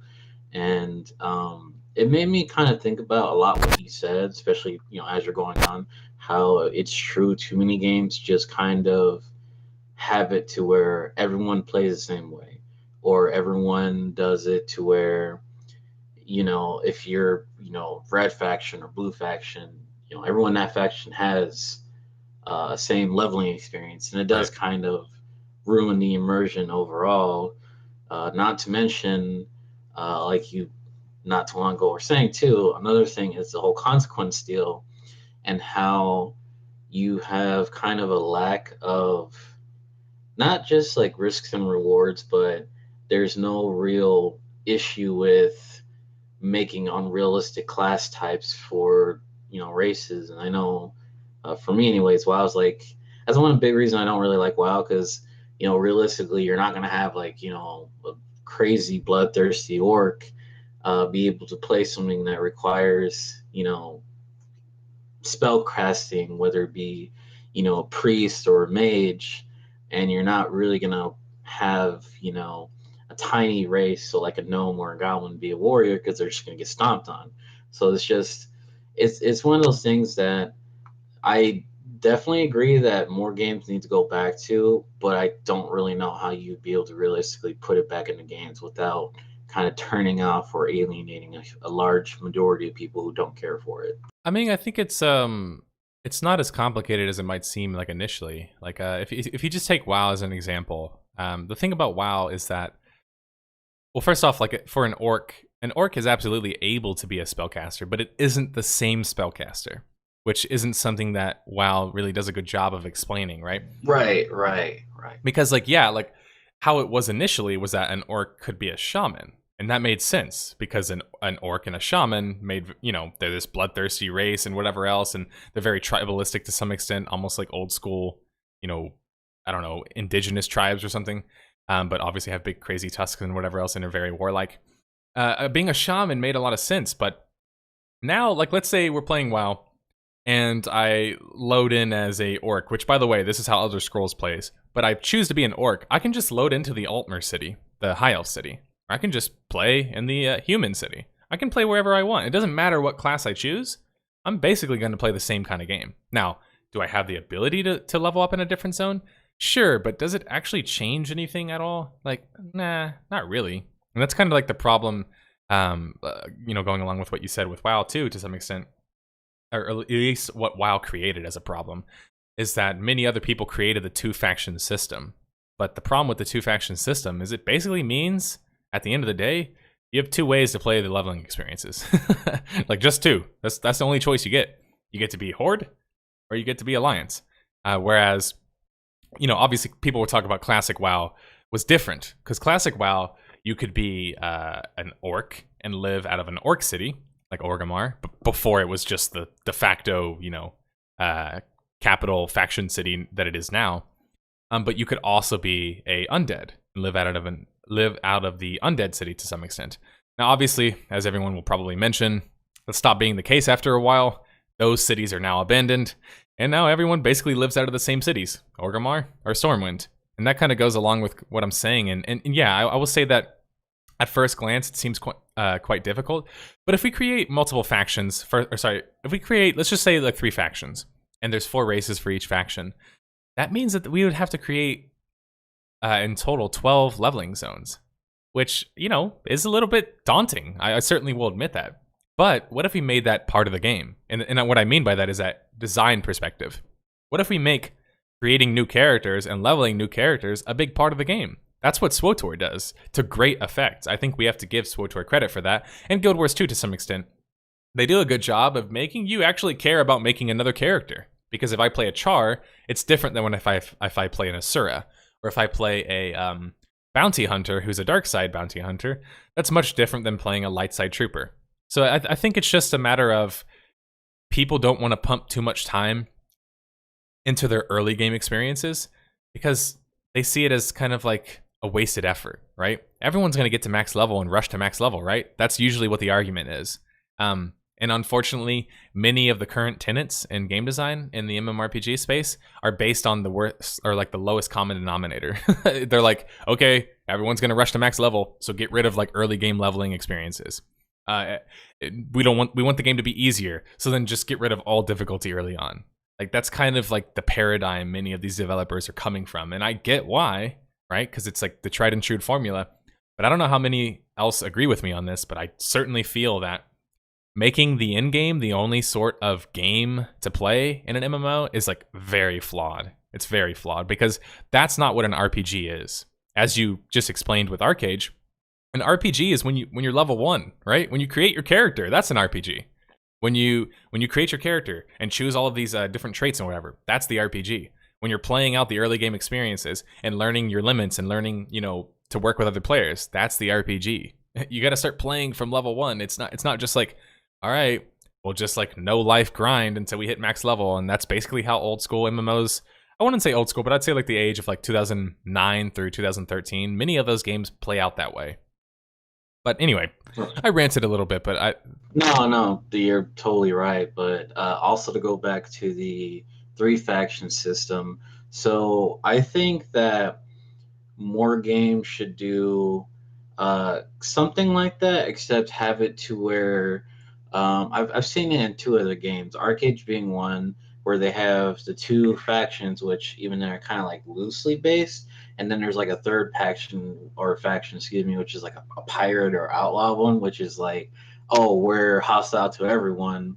Or another one, I don't know if you ever played it. It's an older free-to-play game called 12 Sky 2. They had it to where I think there was 3 factions, and then there's like a 4th one, which the 4th one was basically kind of a more neutral, well, not really neutral, but more kind of over against the world type deal, where you could join it only if you were max level, but in doing so, you literally had to abandon like all your friends, so you had to give up all, like, it's kind of weird to explain. Like if you ever looked into it, and you know, I suggest if you ever get a chance, it's kind of a neat concept. I don't know how well it worked these days, but have something like that. Like, and you can say that, you can argue, you know, oh well, that's another thing for endgame. True, but at the same time, like that gives something else for people to look forward to while they're leveling. So say for example, let's say they had something like that in WoW. So like let's say I'm an alliance character and it's like, oh, you know, cool, I'm going through this first time through, I hit max level. Well, I don't like my leaders, I don't like that they're doing this, I don't like the story, I don't like the other races, let's just say I'm super racist, going back to the whole tribalism thing. Let me join this third faction where it's just kind of like you're abandoning essentially your home, you're giving up everything, but in the process, you're starting kind of a new life for yourself. yeah, so you actually don't have to tie it to just the end game, and a perfect example of that is, and that's why I did a video on it, because even though it's a little bit of a niche game to some extent, Fallen Earth does a really good job of factions. Fallen Earth has like 13 factions, and they all have distinctive, and that's just like some number I invented. It's a lot. It's like it's over a dozen, but they have a lot of different factions, and the reason why it's cool is because each faction has its own flavor, right? So maybe you're part of the biker gang anarchist group, or maybe you're part of the like militant science group. Whatever group you're a part of, you have distinctive areas to live in. You have distinctive like quests, distinctive quest lines, I should say. Maybe even an aesthetic that you follow. Maybe like obviously the biker gang, you're probably gonna wear some leather or something like that. Or if you're part of the scientist group, maybe you're going to look all teched out or whatever else. Those types of things, they can be implemented, but I think, again, it comes down to the fact that if you're going to introduce the faction systems to earlier levels, it basically means that you almost have to create new leveling experiences, in my opinion. Like, that's the only way to do it. You have to immediately allow the player to get into these factions. Or I guess maybe make it to where like you turn level 10 or something to some extent. I don't know. It's certainly something that we can have a deeper conversation about. But I don't think that we can. I don't think we have to rely on factions being only an in-game affair. I think many games have shown that we can implement faction systems early on. And first, the last thing I'll say on this topic is, can we get rid of this 2 faction system thing? Like, I love what WoW has done to some extent, but that's probably one of those big things that I'm like, damn it, WoW. Why'd you have to make 2 faction systems so fucking popular to where now everyone copies it and it's so boring having 2 leveling experiences? I can be faction this or I can be faction this. It's like, those are my choices. Ugh. Anyway, I appreciate your questions and your comments. I think we're going to get to the next person now. Everybody thank Germa2 for stopping by and asking a question. Thanks for having me on, man. No problem. Yeah, Star Wars Galaxies was a good example of that. Star Wars Galaxies allowed you to have no faction. That's absolutely true, Inorus. And you could choose your factions later on, and you could even, like, the cool thing about Star Wars Galaxies faction system is it was tied to Galactic Civil War, which was a big part of the game, right? Certain factions could control certain cities and control certain areas or whatever else. Yeah, I'm ready. I'll drag them in. Hello. You are live. Clea, I think that's how I pronounce it. Oh, okay. Hey, how's it going? Hey, what's up? What do you want to talk about? All right, now, I've been playing MMOs for quite some time, for a very long time, and I'm more understanding with like the difficulty curve is very, like you said, is very horizontal with everything as of now, because they are trying to get more of the new player base into it, which it's understandable. It's like, to make it more appealing for everybody, you want to make it a little bit easier, right? Right. But I grew up with basically playing, like, my very first MMO was Final Fantasy XI, which that in and of itself is just, it's really hard to understand what you need to do because they don't really tell you. You have to kind of talk to everybody. Like, right, they just drop you in the middle of town. You talk to any NPC that you can, and they might point you the way or they might not. And then you kind of go outside and you go and fight the monsters just like any other MMO. But as you're doing that, you're kind of progressing and learning like everything around your area. You're getting more in tune with it without anybody ever really saying anything to you. Right. So, like, I kind of wish it would kind of go back to that, but I can understand the hesitant that, like, you really wouldn't make money off of that, because it's kind of like the little meme of, it's too Dark Souls, it's too hard, it's too difficult to really understand and really get into it and try to make money off of that. Yeah, so I actually, funny enough, although I'm a big fan and proponent of difficulty and certainly sandbox games, I actually think that many of the old sandbox games were difficult more so not because it was the nature of the game, but just because they had poor new player experiences. And I think Final Fantasy XI is actually one of those. So is Star Wars Galaxies. They had these really poor new player experiences that didn't really teach you how to play the game. And so if you didn't just quit, you had to really learn how to play the game on your own accord. And so the kind of counter to that is that, I mean, you already mentioned that you see it, obviously it's going to be difficult for, especially AAA companies to implement such a thing. But I think that there's a middle ground here. And I think the middle ground is based around the fact that, first off, not everybody in the world should be able to do all forms of content. In my opinion, you should not be able to do every form of content if you suck. You shouldn't. There should be bosses and parts of the game and quest lines that are too difficult for you. That's okay. Not everybody needs to do every single thing in the game. And that's why, like, I get it. If you're going to make a raid, might as well make an easy mode of that. I'm okay with making an easy mode raid. What I'm talking about is like early game leveling. Like maybe we have a certain kind of quest line that leads to a certain boss who's said as being very difficult, right? SWTOR actually does this to some extent, but obviously, unfortunately, the way that they scale leveling now makes everything very easy. But by doing that, you can also make it difficult, but not make it needed to be done, right? If it's not part of the main quest to defeat this really difficult boss, you can have difficulty implemented into the early games that lets players know where they stand in regards to where their characters are leveled at, which is, by the way, in my opinion, what's severely lacking. Is the reason why old games being difficult was also useful was that it let you know like what to look forward to or what you needed to change in your character early on before you got to max level. And that's kind of what's missing these days is like you might not know that your character sucks until max level because you're never going to get challenged, right? Until like the very end of the game, you're going to be like, oh, now I'm challenged. But it's too late to choose a different character because if you go back and choose another character, it's the same leveling experience. You're not going to get any variety. So then there's no point. And then that's why I think these days people kind of stick to one character and that's it. But going along with what you said, while I like to look at games like Final Fantasy XI and Star Wars Galaxies, it's like, that's kind of like the extreme, but there's still a lot to learn from the extreme. What both of those games do very well is they force communities to interact with each other. And they force them by incentivizing them through buffs and all that other stuff, but also because in order to beat certain group content, you need to work together.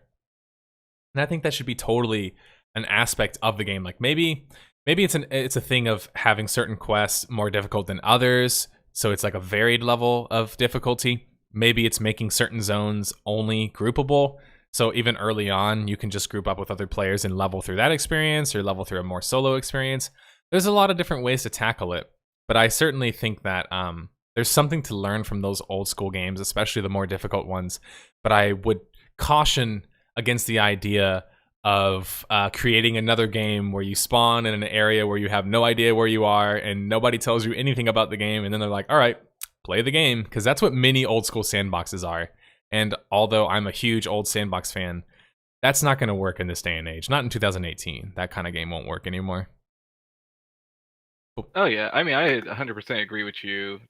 Like, and I think that's why they typically went with more of like with Final Fantasy 14. It started off kind of like the same as the beginning of Final Fantasy 11, but then they had to do that huge remake and change to it to make it a little bit easier for players to actually get into. Yeah. And now it's kind of like I really don't care for 14 now. It's just way too fan servicey for me. It's like I'm a huge fan, but just I can't do it anymore. I would say my issue with there's like a massive moth in here, but anyway, my issue with Final Fantasy 14 is it barely feels like Final Fantasy to me personally. Like that's again my issue with Elder Scrolls Online. It barely feels like Elder Scrolls to me. A lot of these games that are currently out that have these very established IPs barely feel like those sorts of games. And you said fan service, and maybe you disagree, but I think with like the case of Final Fantasy 14, for example, yeah, it certainly looks Final Fantasy, like graphically and whatever else.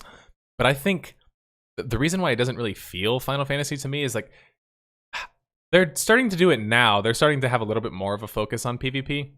But the idea of not having PvP in a Final Fantasy game for the longest time, or at least in any serious capacity, is kind of strange. I mean, because all the Final Fantasy games have PvP, if you think about it. You're constantly competing against other, quote-unquote players, story characters or whatever else, which are obviously NPCs, but according to that universe, it's PvP, right?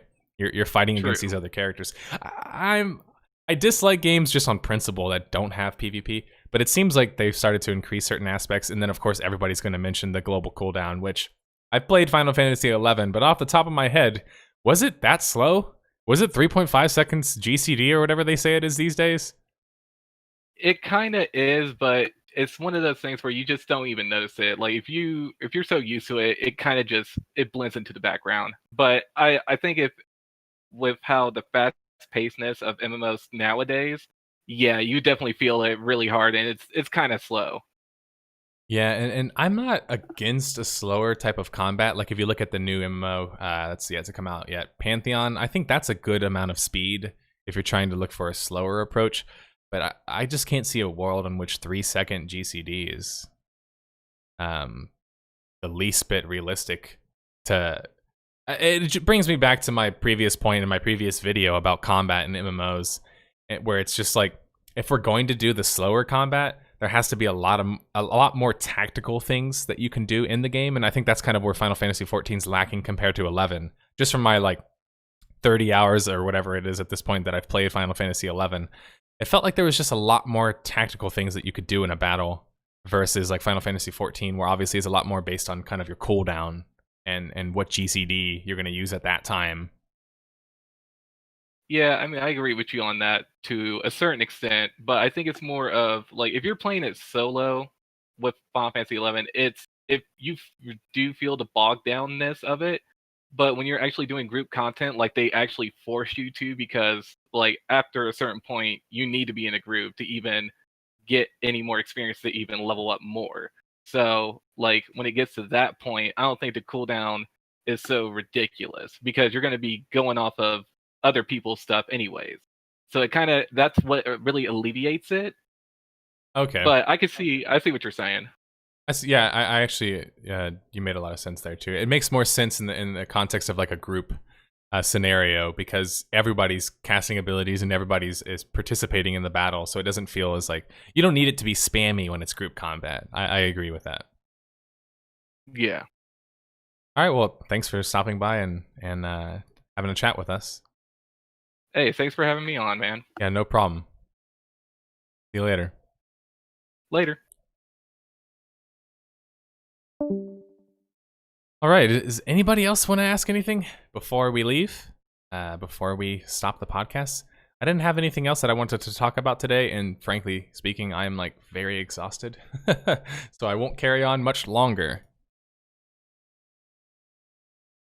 Oh, Kainerus, regarding the assessment of Final Fantasy XIV PvP, I didn't necessarily assess PvP, I just said that it's lacking. It has been lacking, but they've recently made more of a focus in it. So you'll have to clarify what you mean by that. But we didn't have as many call-ins today. Don't be scared. I'm human. I know sometimes I act like a robot and might glitch like a robot every now and then, but I am very much human. Oh, it looks like we might have one more person joining in. I know also a lot of you guys are at work, so I totally get it. Thanks for watching me at work, for those who are sneaking it through. Oh, also for the call-in segment, this I should ask, I should specify this. It's not just call in. You guys in Twitch chat, feel free to @ me with any of your questions. This is also an AMA section. This is also a hot take section.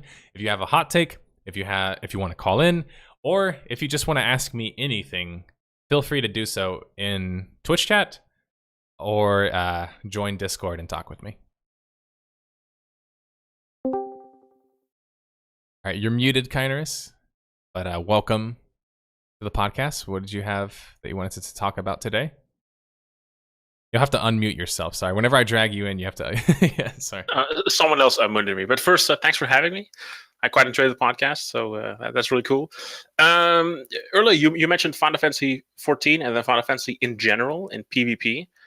And it's kind of a weird assessment where you associated Final Fantasy with having PvP historically. And I was kind of baffled by that, because there were pretty much all single-player RPGs with no PvP exactly. And you mentioned that you compete with other entities.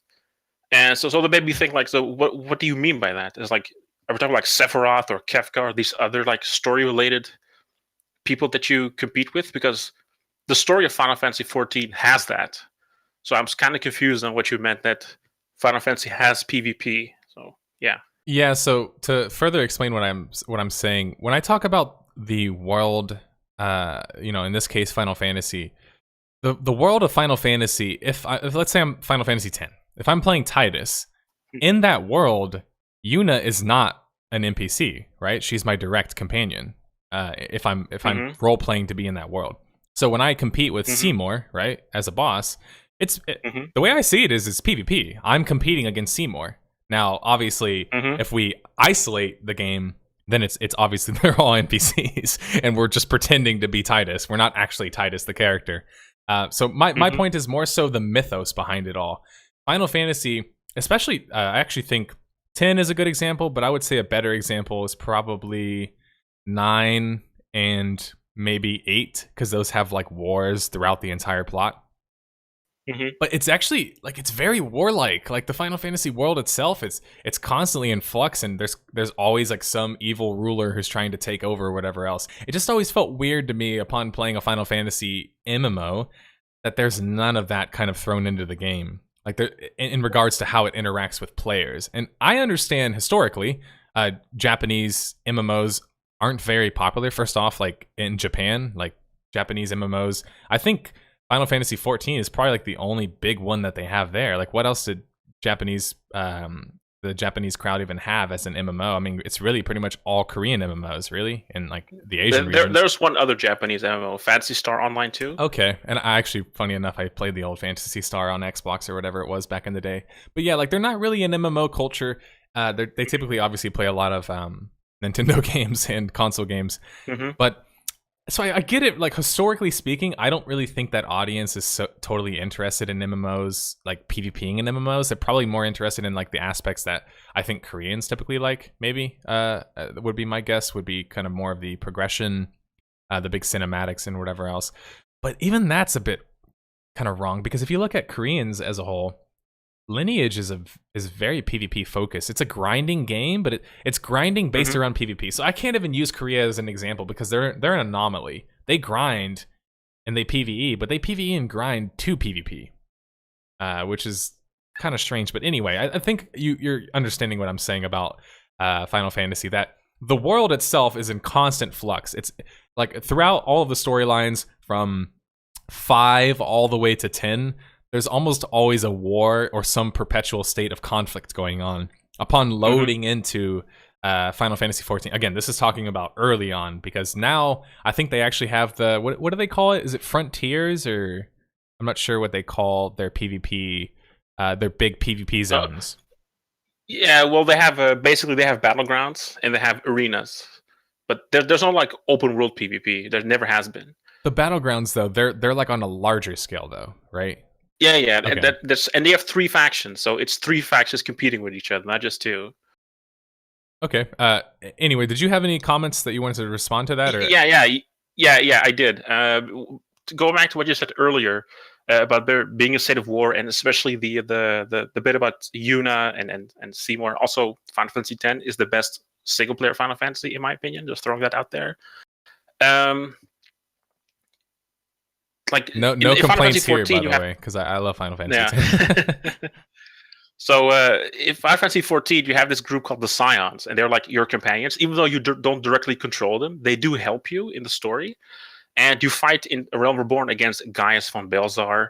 In Heavensward, you fight against Nidhogg. And in Stormblood, you fight against Xenos. So that thing you mentioned about companions and fighting this NPC entity, Final Fantasy 14 has exactly that, and in all 3 expansions. So I don't know. I'm still kind of confused why you're making this distinction. I don't think there is a distinction, really. I see what you're saying to some extent. I guess where I would counter with that is that once you go into an MMO format, the competition is also against other players, like just inherently, right? Because now that you've introduced other players into the game, like let's say if I'm playing Final Fantasy X and it's a co-op game somehow. And you're now, like, let's say you're playing with me, you now took control of Waka or whatever. Well, now it's like it's not a single player experience anymore. I think it's a little bit different. So what if at some point Waka wanted to PvP me? I mean, it's possible, right? I mean, I don't think plot wise it would make sense. I suppose that's true. Yeah, I guess so. First off, let me say that I don't think Final Fantasy 14 needs PvP, and I don't think the Final Fantasy MMO, like I guess the 2 Final Fantasy MMOs, have ever needed PvP. But just personally for me, it's just one of those things where I kind of look at it and I'm just like, I think it's a missed opportunity to some extent. But I see what you're saying in regards to, you still have the perpetual threats. You still have all of these companions and these characters that you can interact with. So you're still kind of getting the same Final Fantasy experience. You're just also getting the extra layer of like working together with other players. So basically at the end of the day, they have a different vision than I do. Yeah, you alluded this before that the Japanese market is just and Japanese audience is just a bit different from what we're used to here in the West. I Right. think in Japan they're mostly like cooperative. They are. That's a good point. And Final Fantasy 14 is all about cooperation, pretty much. I mean, PvP is they have it basically to check something off a list. Okay. It's basically an afterthought, and the only real competitiveness in the game are basically the damage meters. There's a special website dedicated to that, and people have like third-party apps and plugins to basically keep track of the DPS and the healing per second, all that stuff. And you want to get like the best numbers, and that's basically the true PvP of that game, is to getting the best numbers on like the most difficult bosses.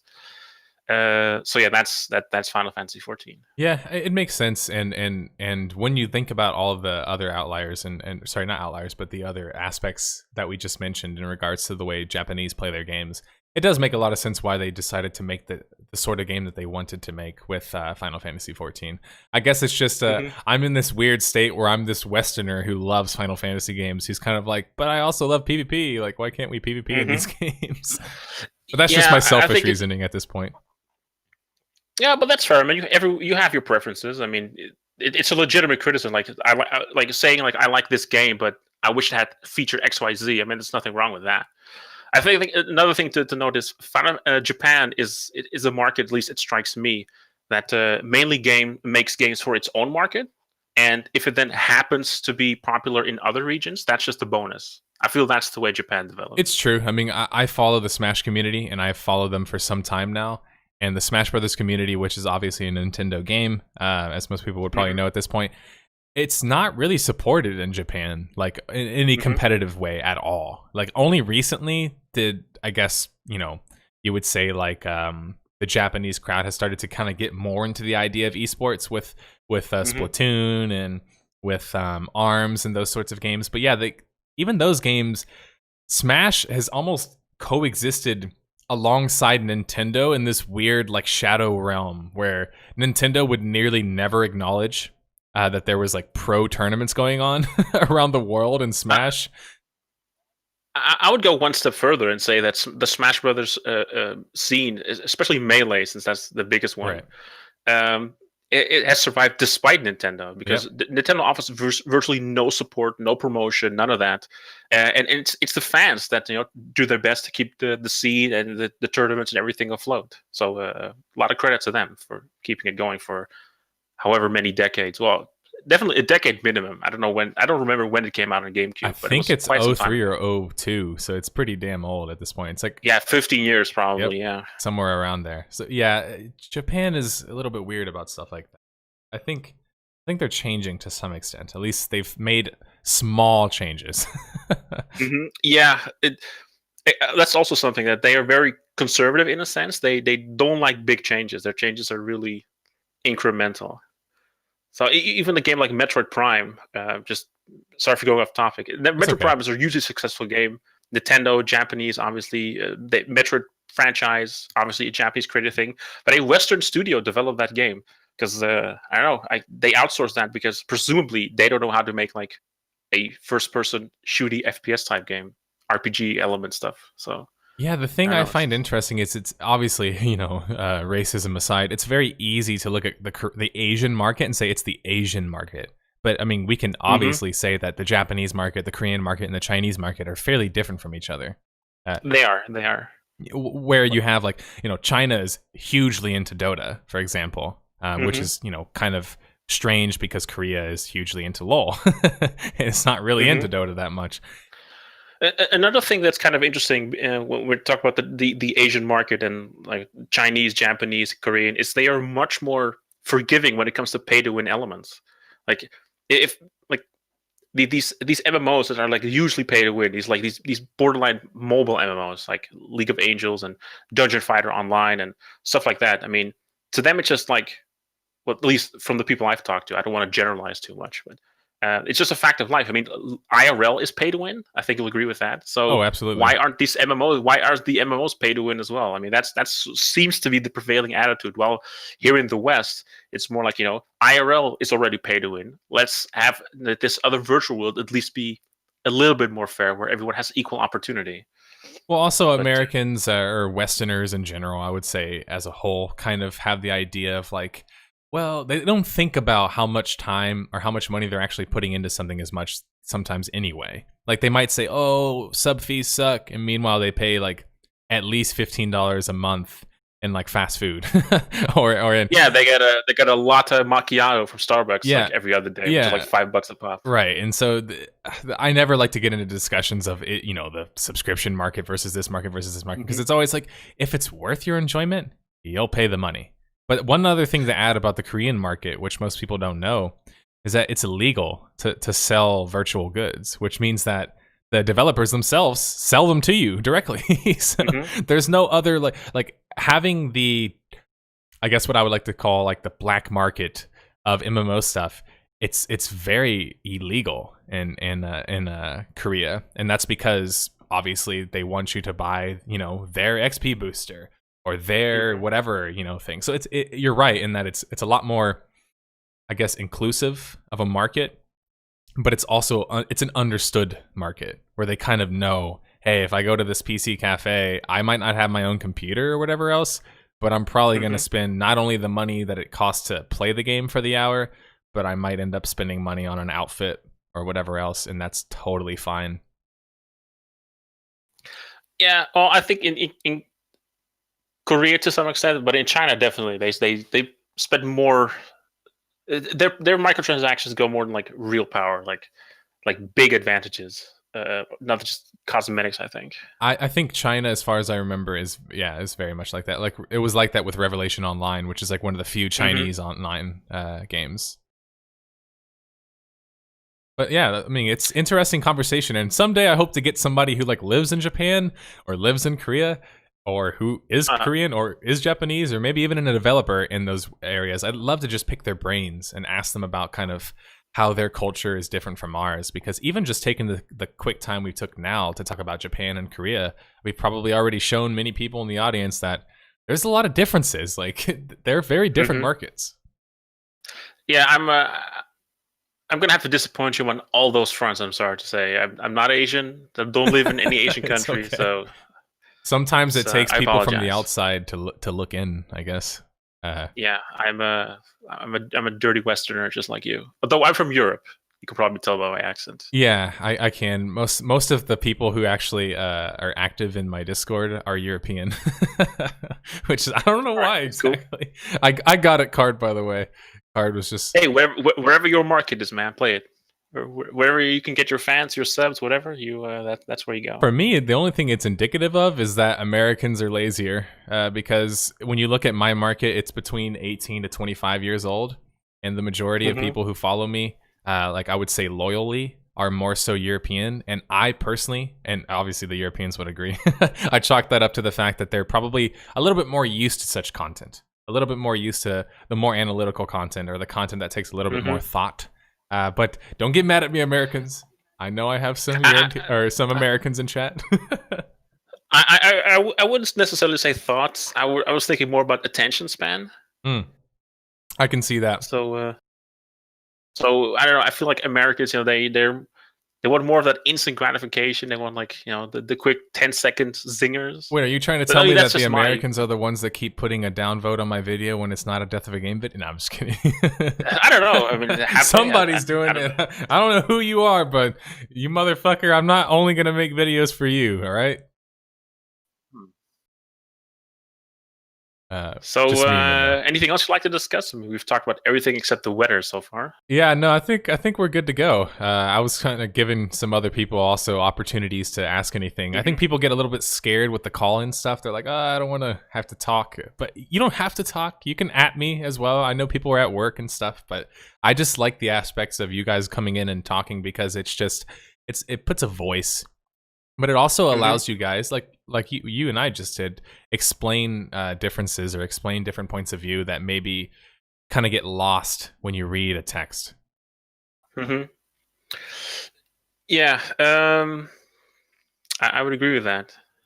I don't have a camera though. I don't know. Maybe next time I can pop up a webcam. I don't even know how that would work. Anyway, yeah. Are there like more people? I don't want to take up all your time. I want to give other people like a chance to speak if they so desire. Oh no, it's totally fine. I thank you for. I want to thank you first for stopping by again. I remember you last time in chat, and thanks for supporting the podcast and obviously taking some more time to chat with me. No problem. I was kind of on the fence whether or not to pop in. I didn't really have a question. Then you mentioned Final Fantasy 14, and I got like slightly triggered, and I had to say something. So yeah. So and then here I am. So, but I had a good time. Thanks for having me on, and I'll see you around. Okay, no problem, and I'll see you next week as well, I guess. Yeah, I'll be there. I'll be there, and yeah, who knows? Maybe we'll talk some more. Okay. See you later. All right. See ya.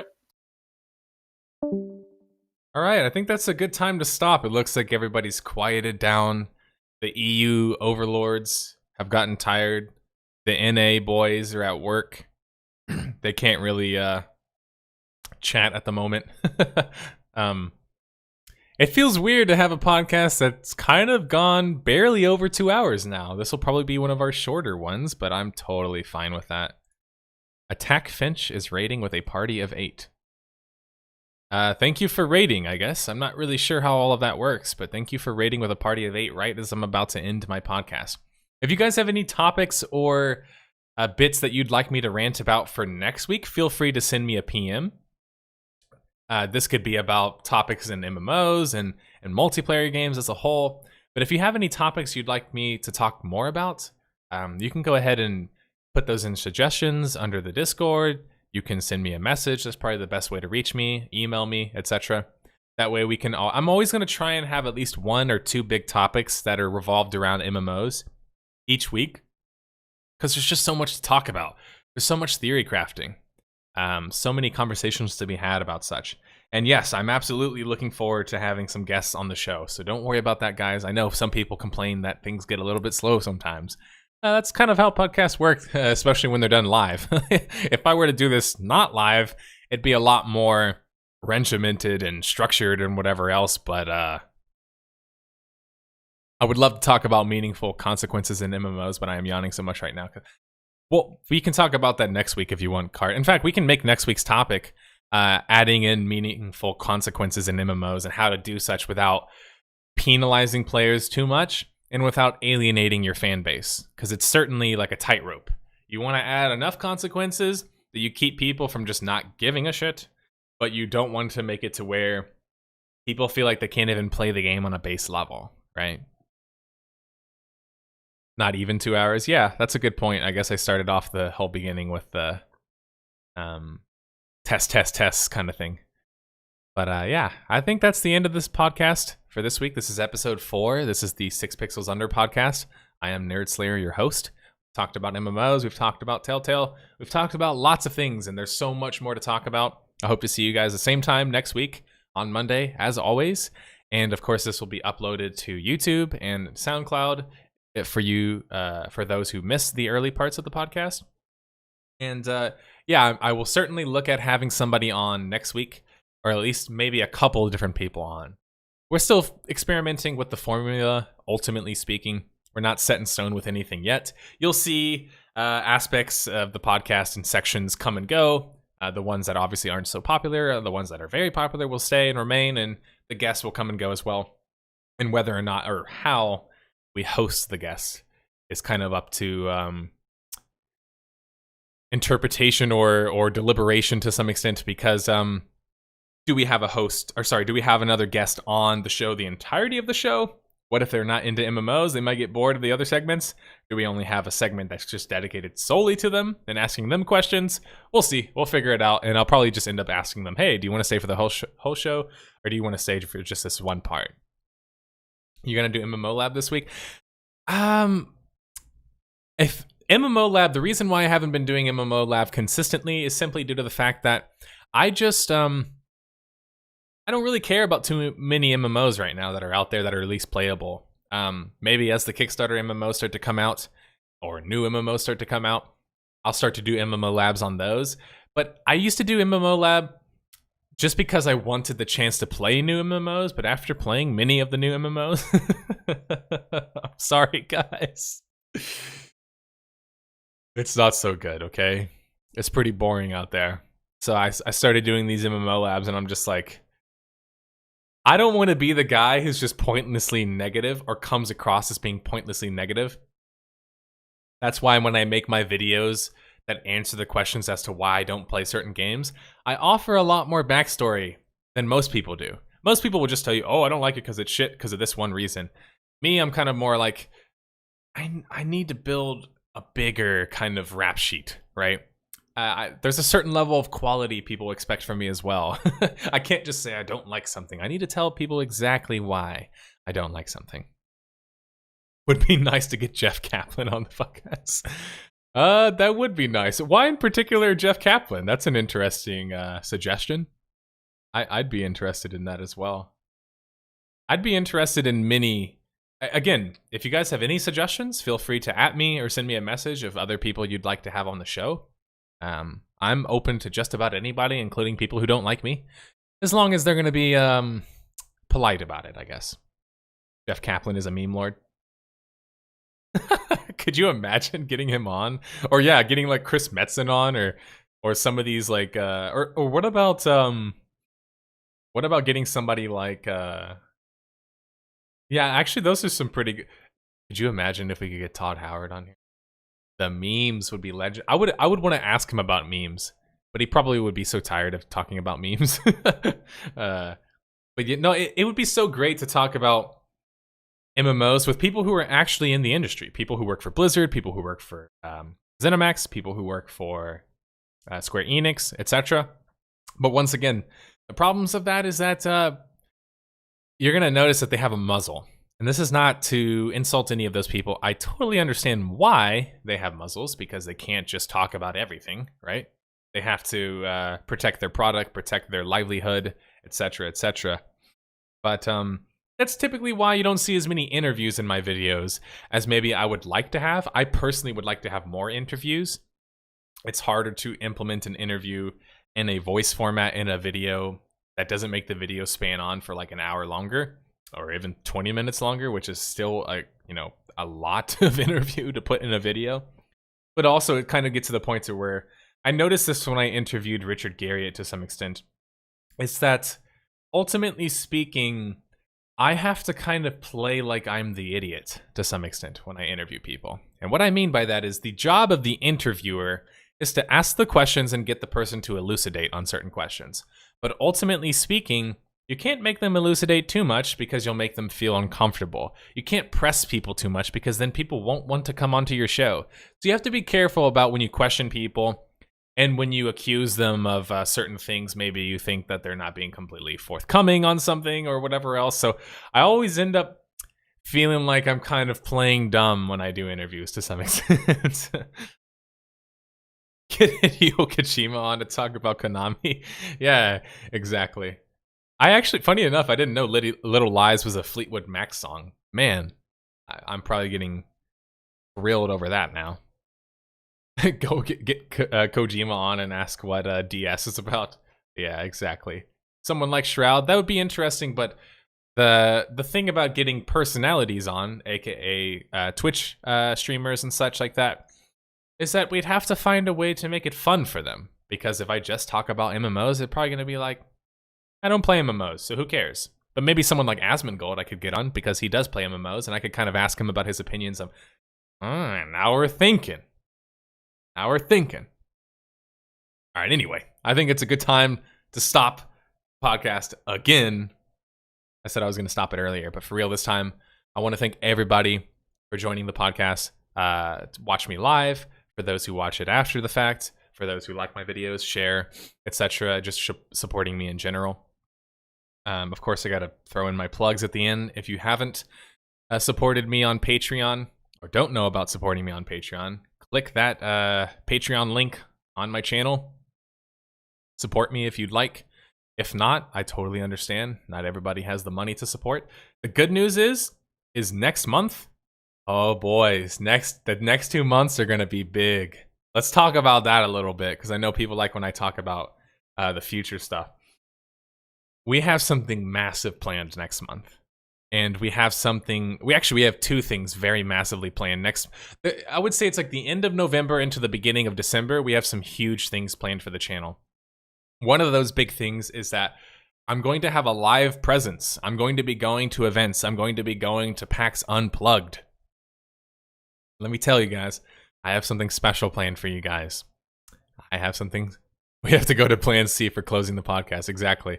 I have something special for you guys in the way of I'm trying to get from just being like structured, fully edited, produced content, but also getting into the realm of live content as well. So I don't want to say too much about it because I haven't even completely completed the plan yet. I know I'm like only a month away.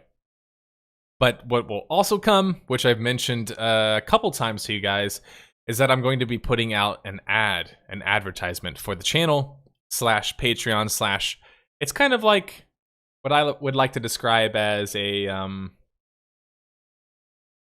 announcement of what is to come, but done in a humorous way that includes fully produced shots of me in character playing the NS character. Dressed up and asking other people questions on the street, at bars, at random local places like PAX Unplugged about why certain games failed and making jokes out of it. It's kind of going to be very humorous, but it's going to very seriously outline what the goals of this channel are, what type of pieces we'd like to do in the future, what type of live content we'd like to do in the future, and etc. There's so much to go on about that I could just wax poetic about it for ages. But at this point, I'm going to say goodbye. So we'll talk about it some other time, guys, especially when I get more details figured out. But like I said, the next 2 months are going to be big, and this Telltale video is going to be huge, okay? It's going to be huge. I can't wait to show you guys all the new content. Oh, the other thing, for people who haven't checked out the merchandise, go to the Teespring link if you'd like to get a mug or a t-shirt in support of me. YouTube, of course, if for some reason you guys are watching me on Twitch but you haven't subbed to me on YouTube, that's where you're going to get the majority of the content anyway, so I would make sure to do that. Follow me on Twitter, of course, Instagram, whatever else you want to follow me on, and send me nudes. Send me obscure games that I've never heard of and ask me to cover them. Just kidding. That's partly true. But that's pretty much everything. That's all the links. That's all my social media links. That's all my plugs. That's about it. Yeah, thanks for stopping by to watch me today. For real, this is the end of my podcast, and I do terrible at ending things. So we'll end it in style.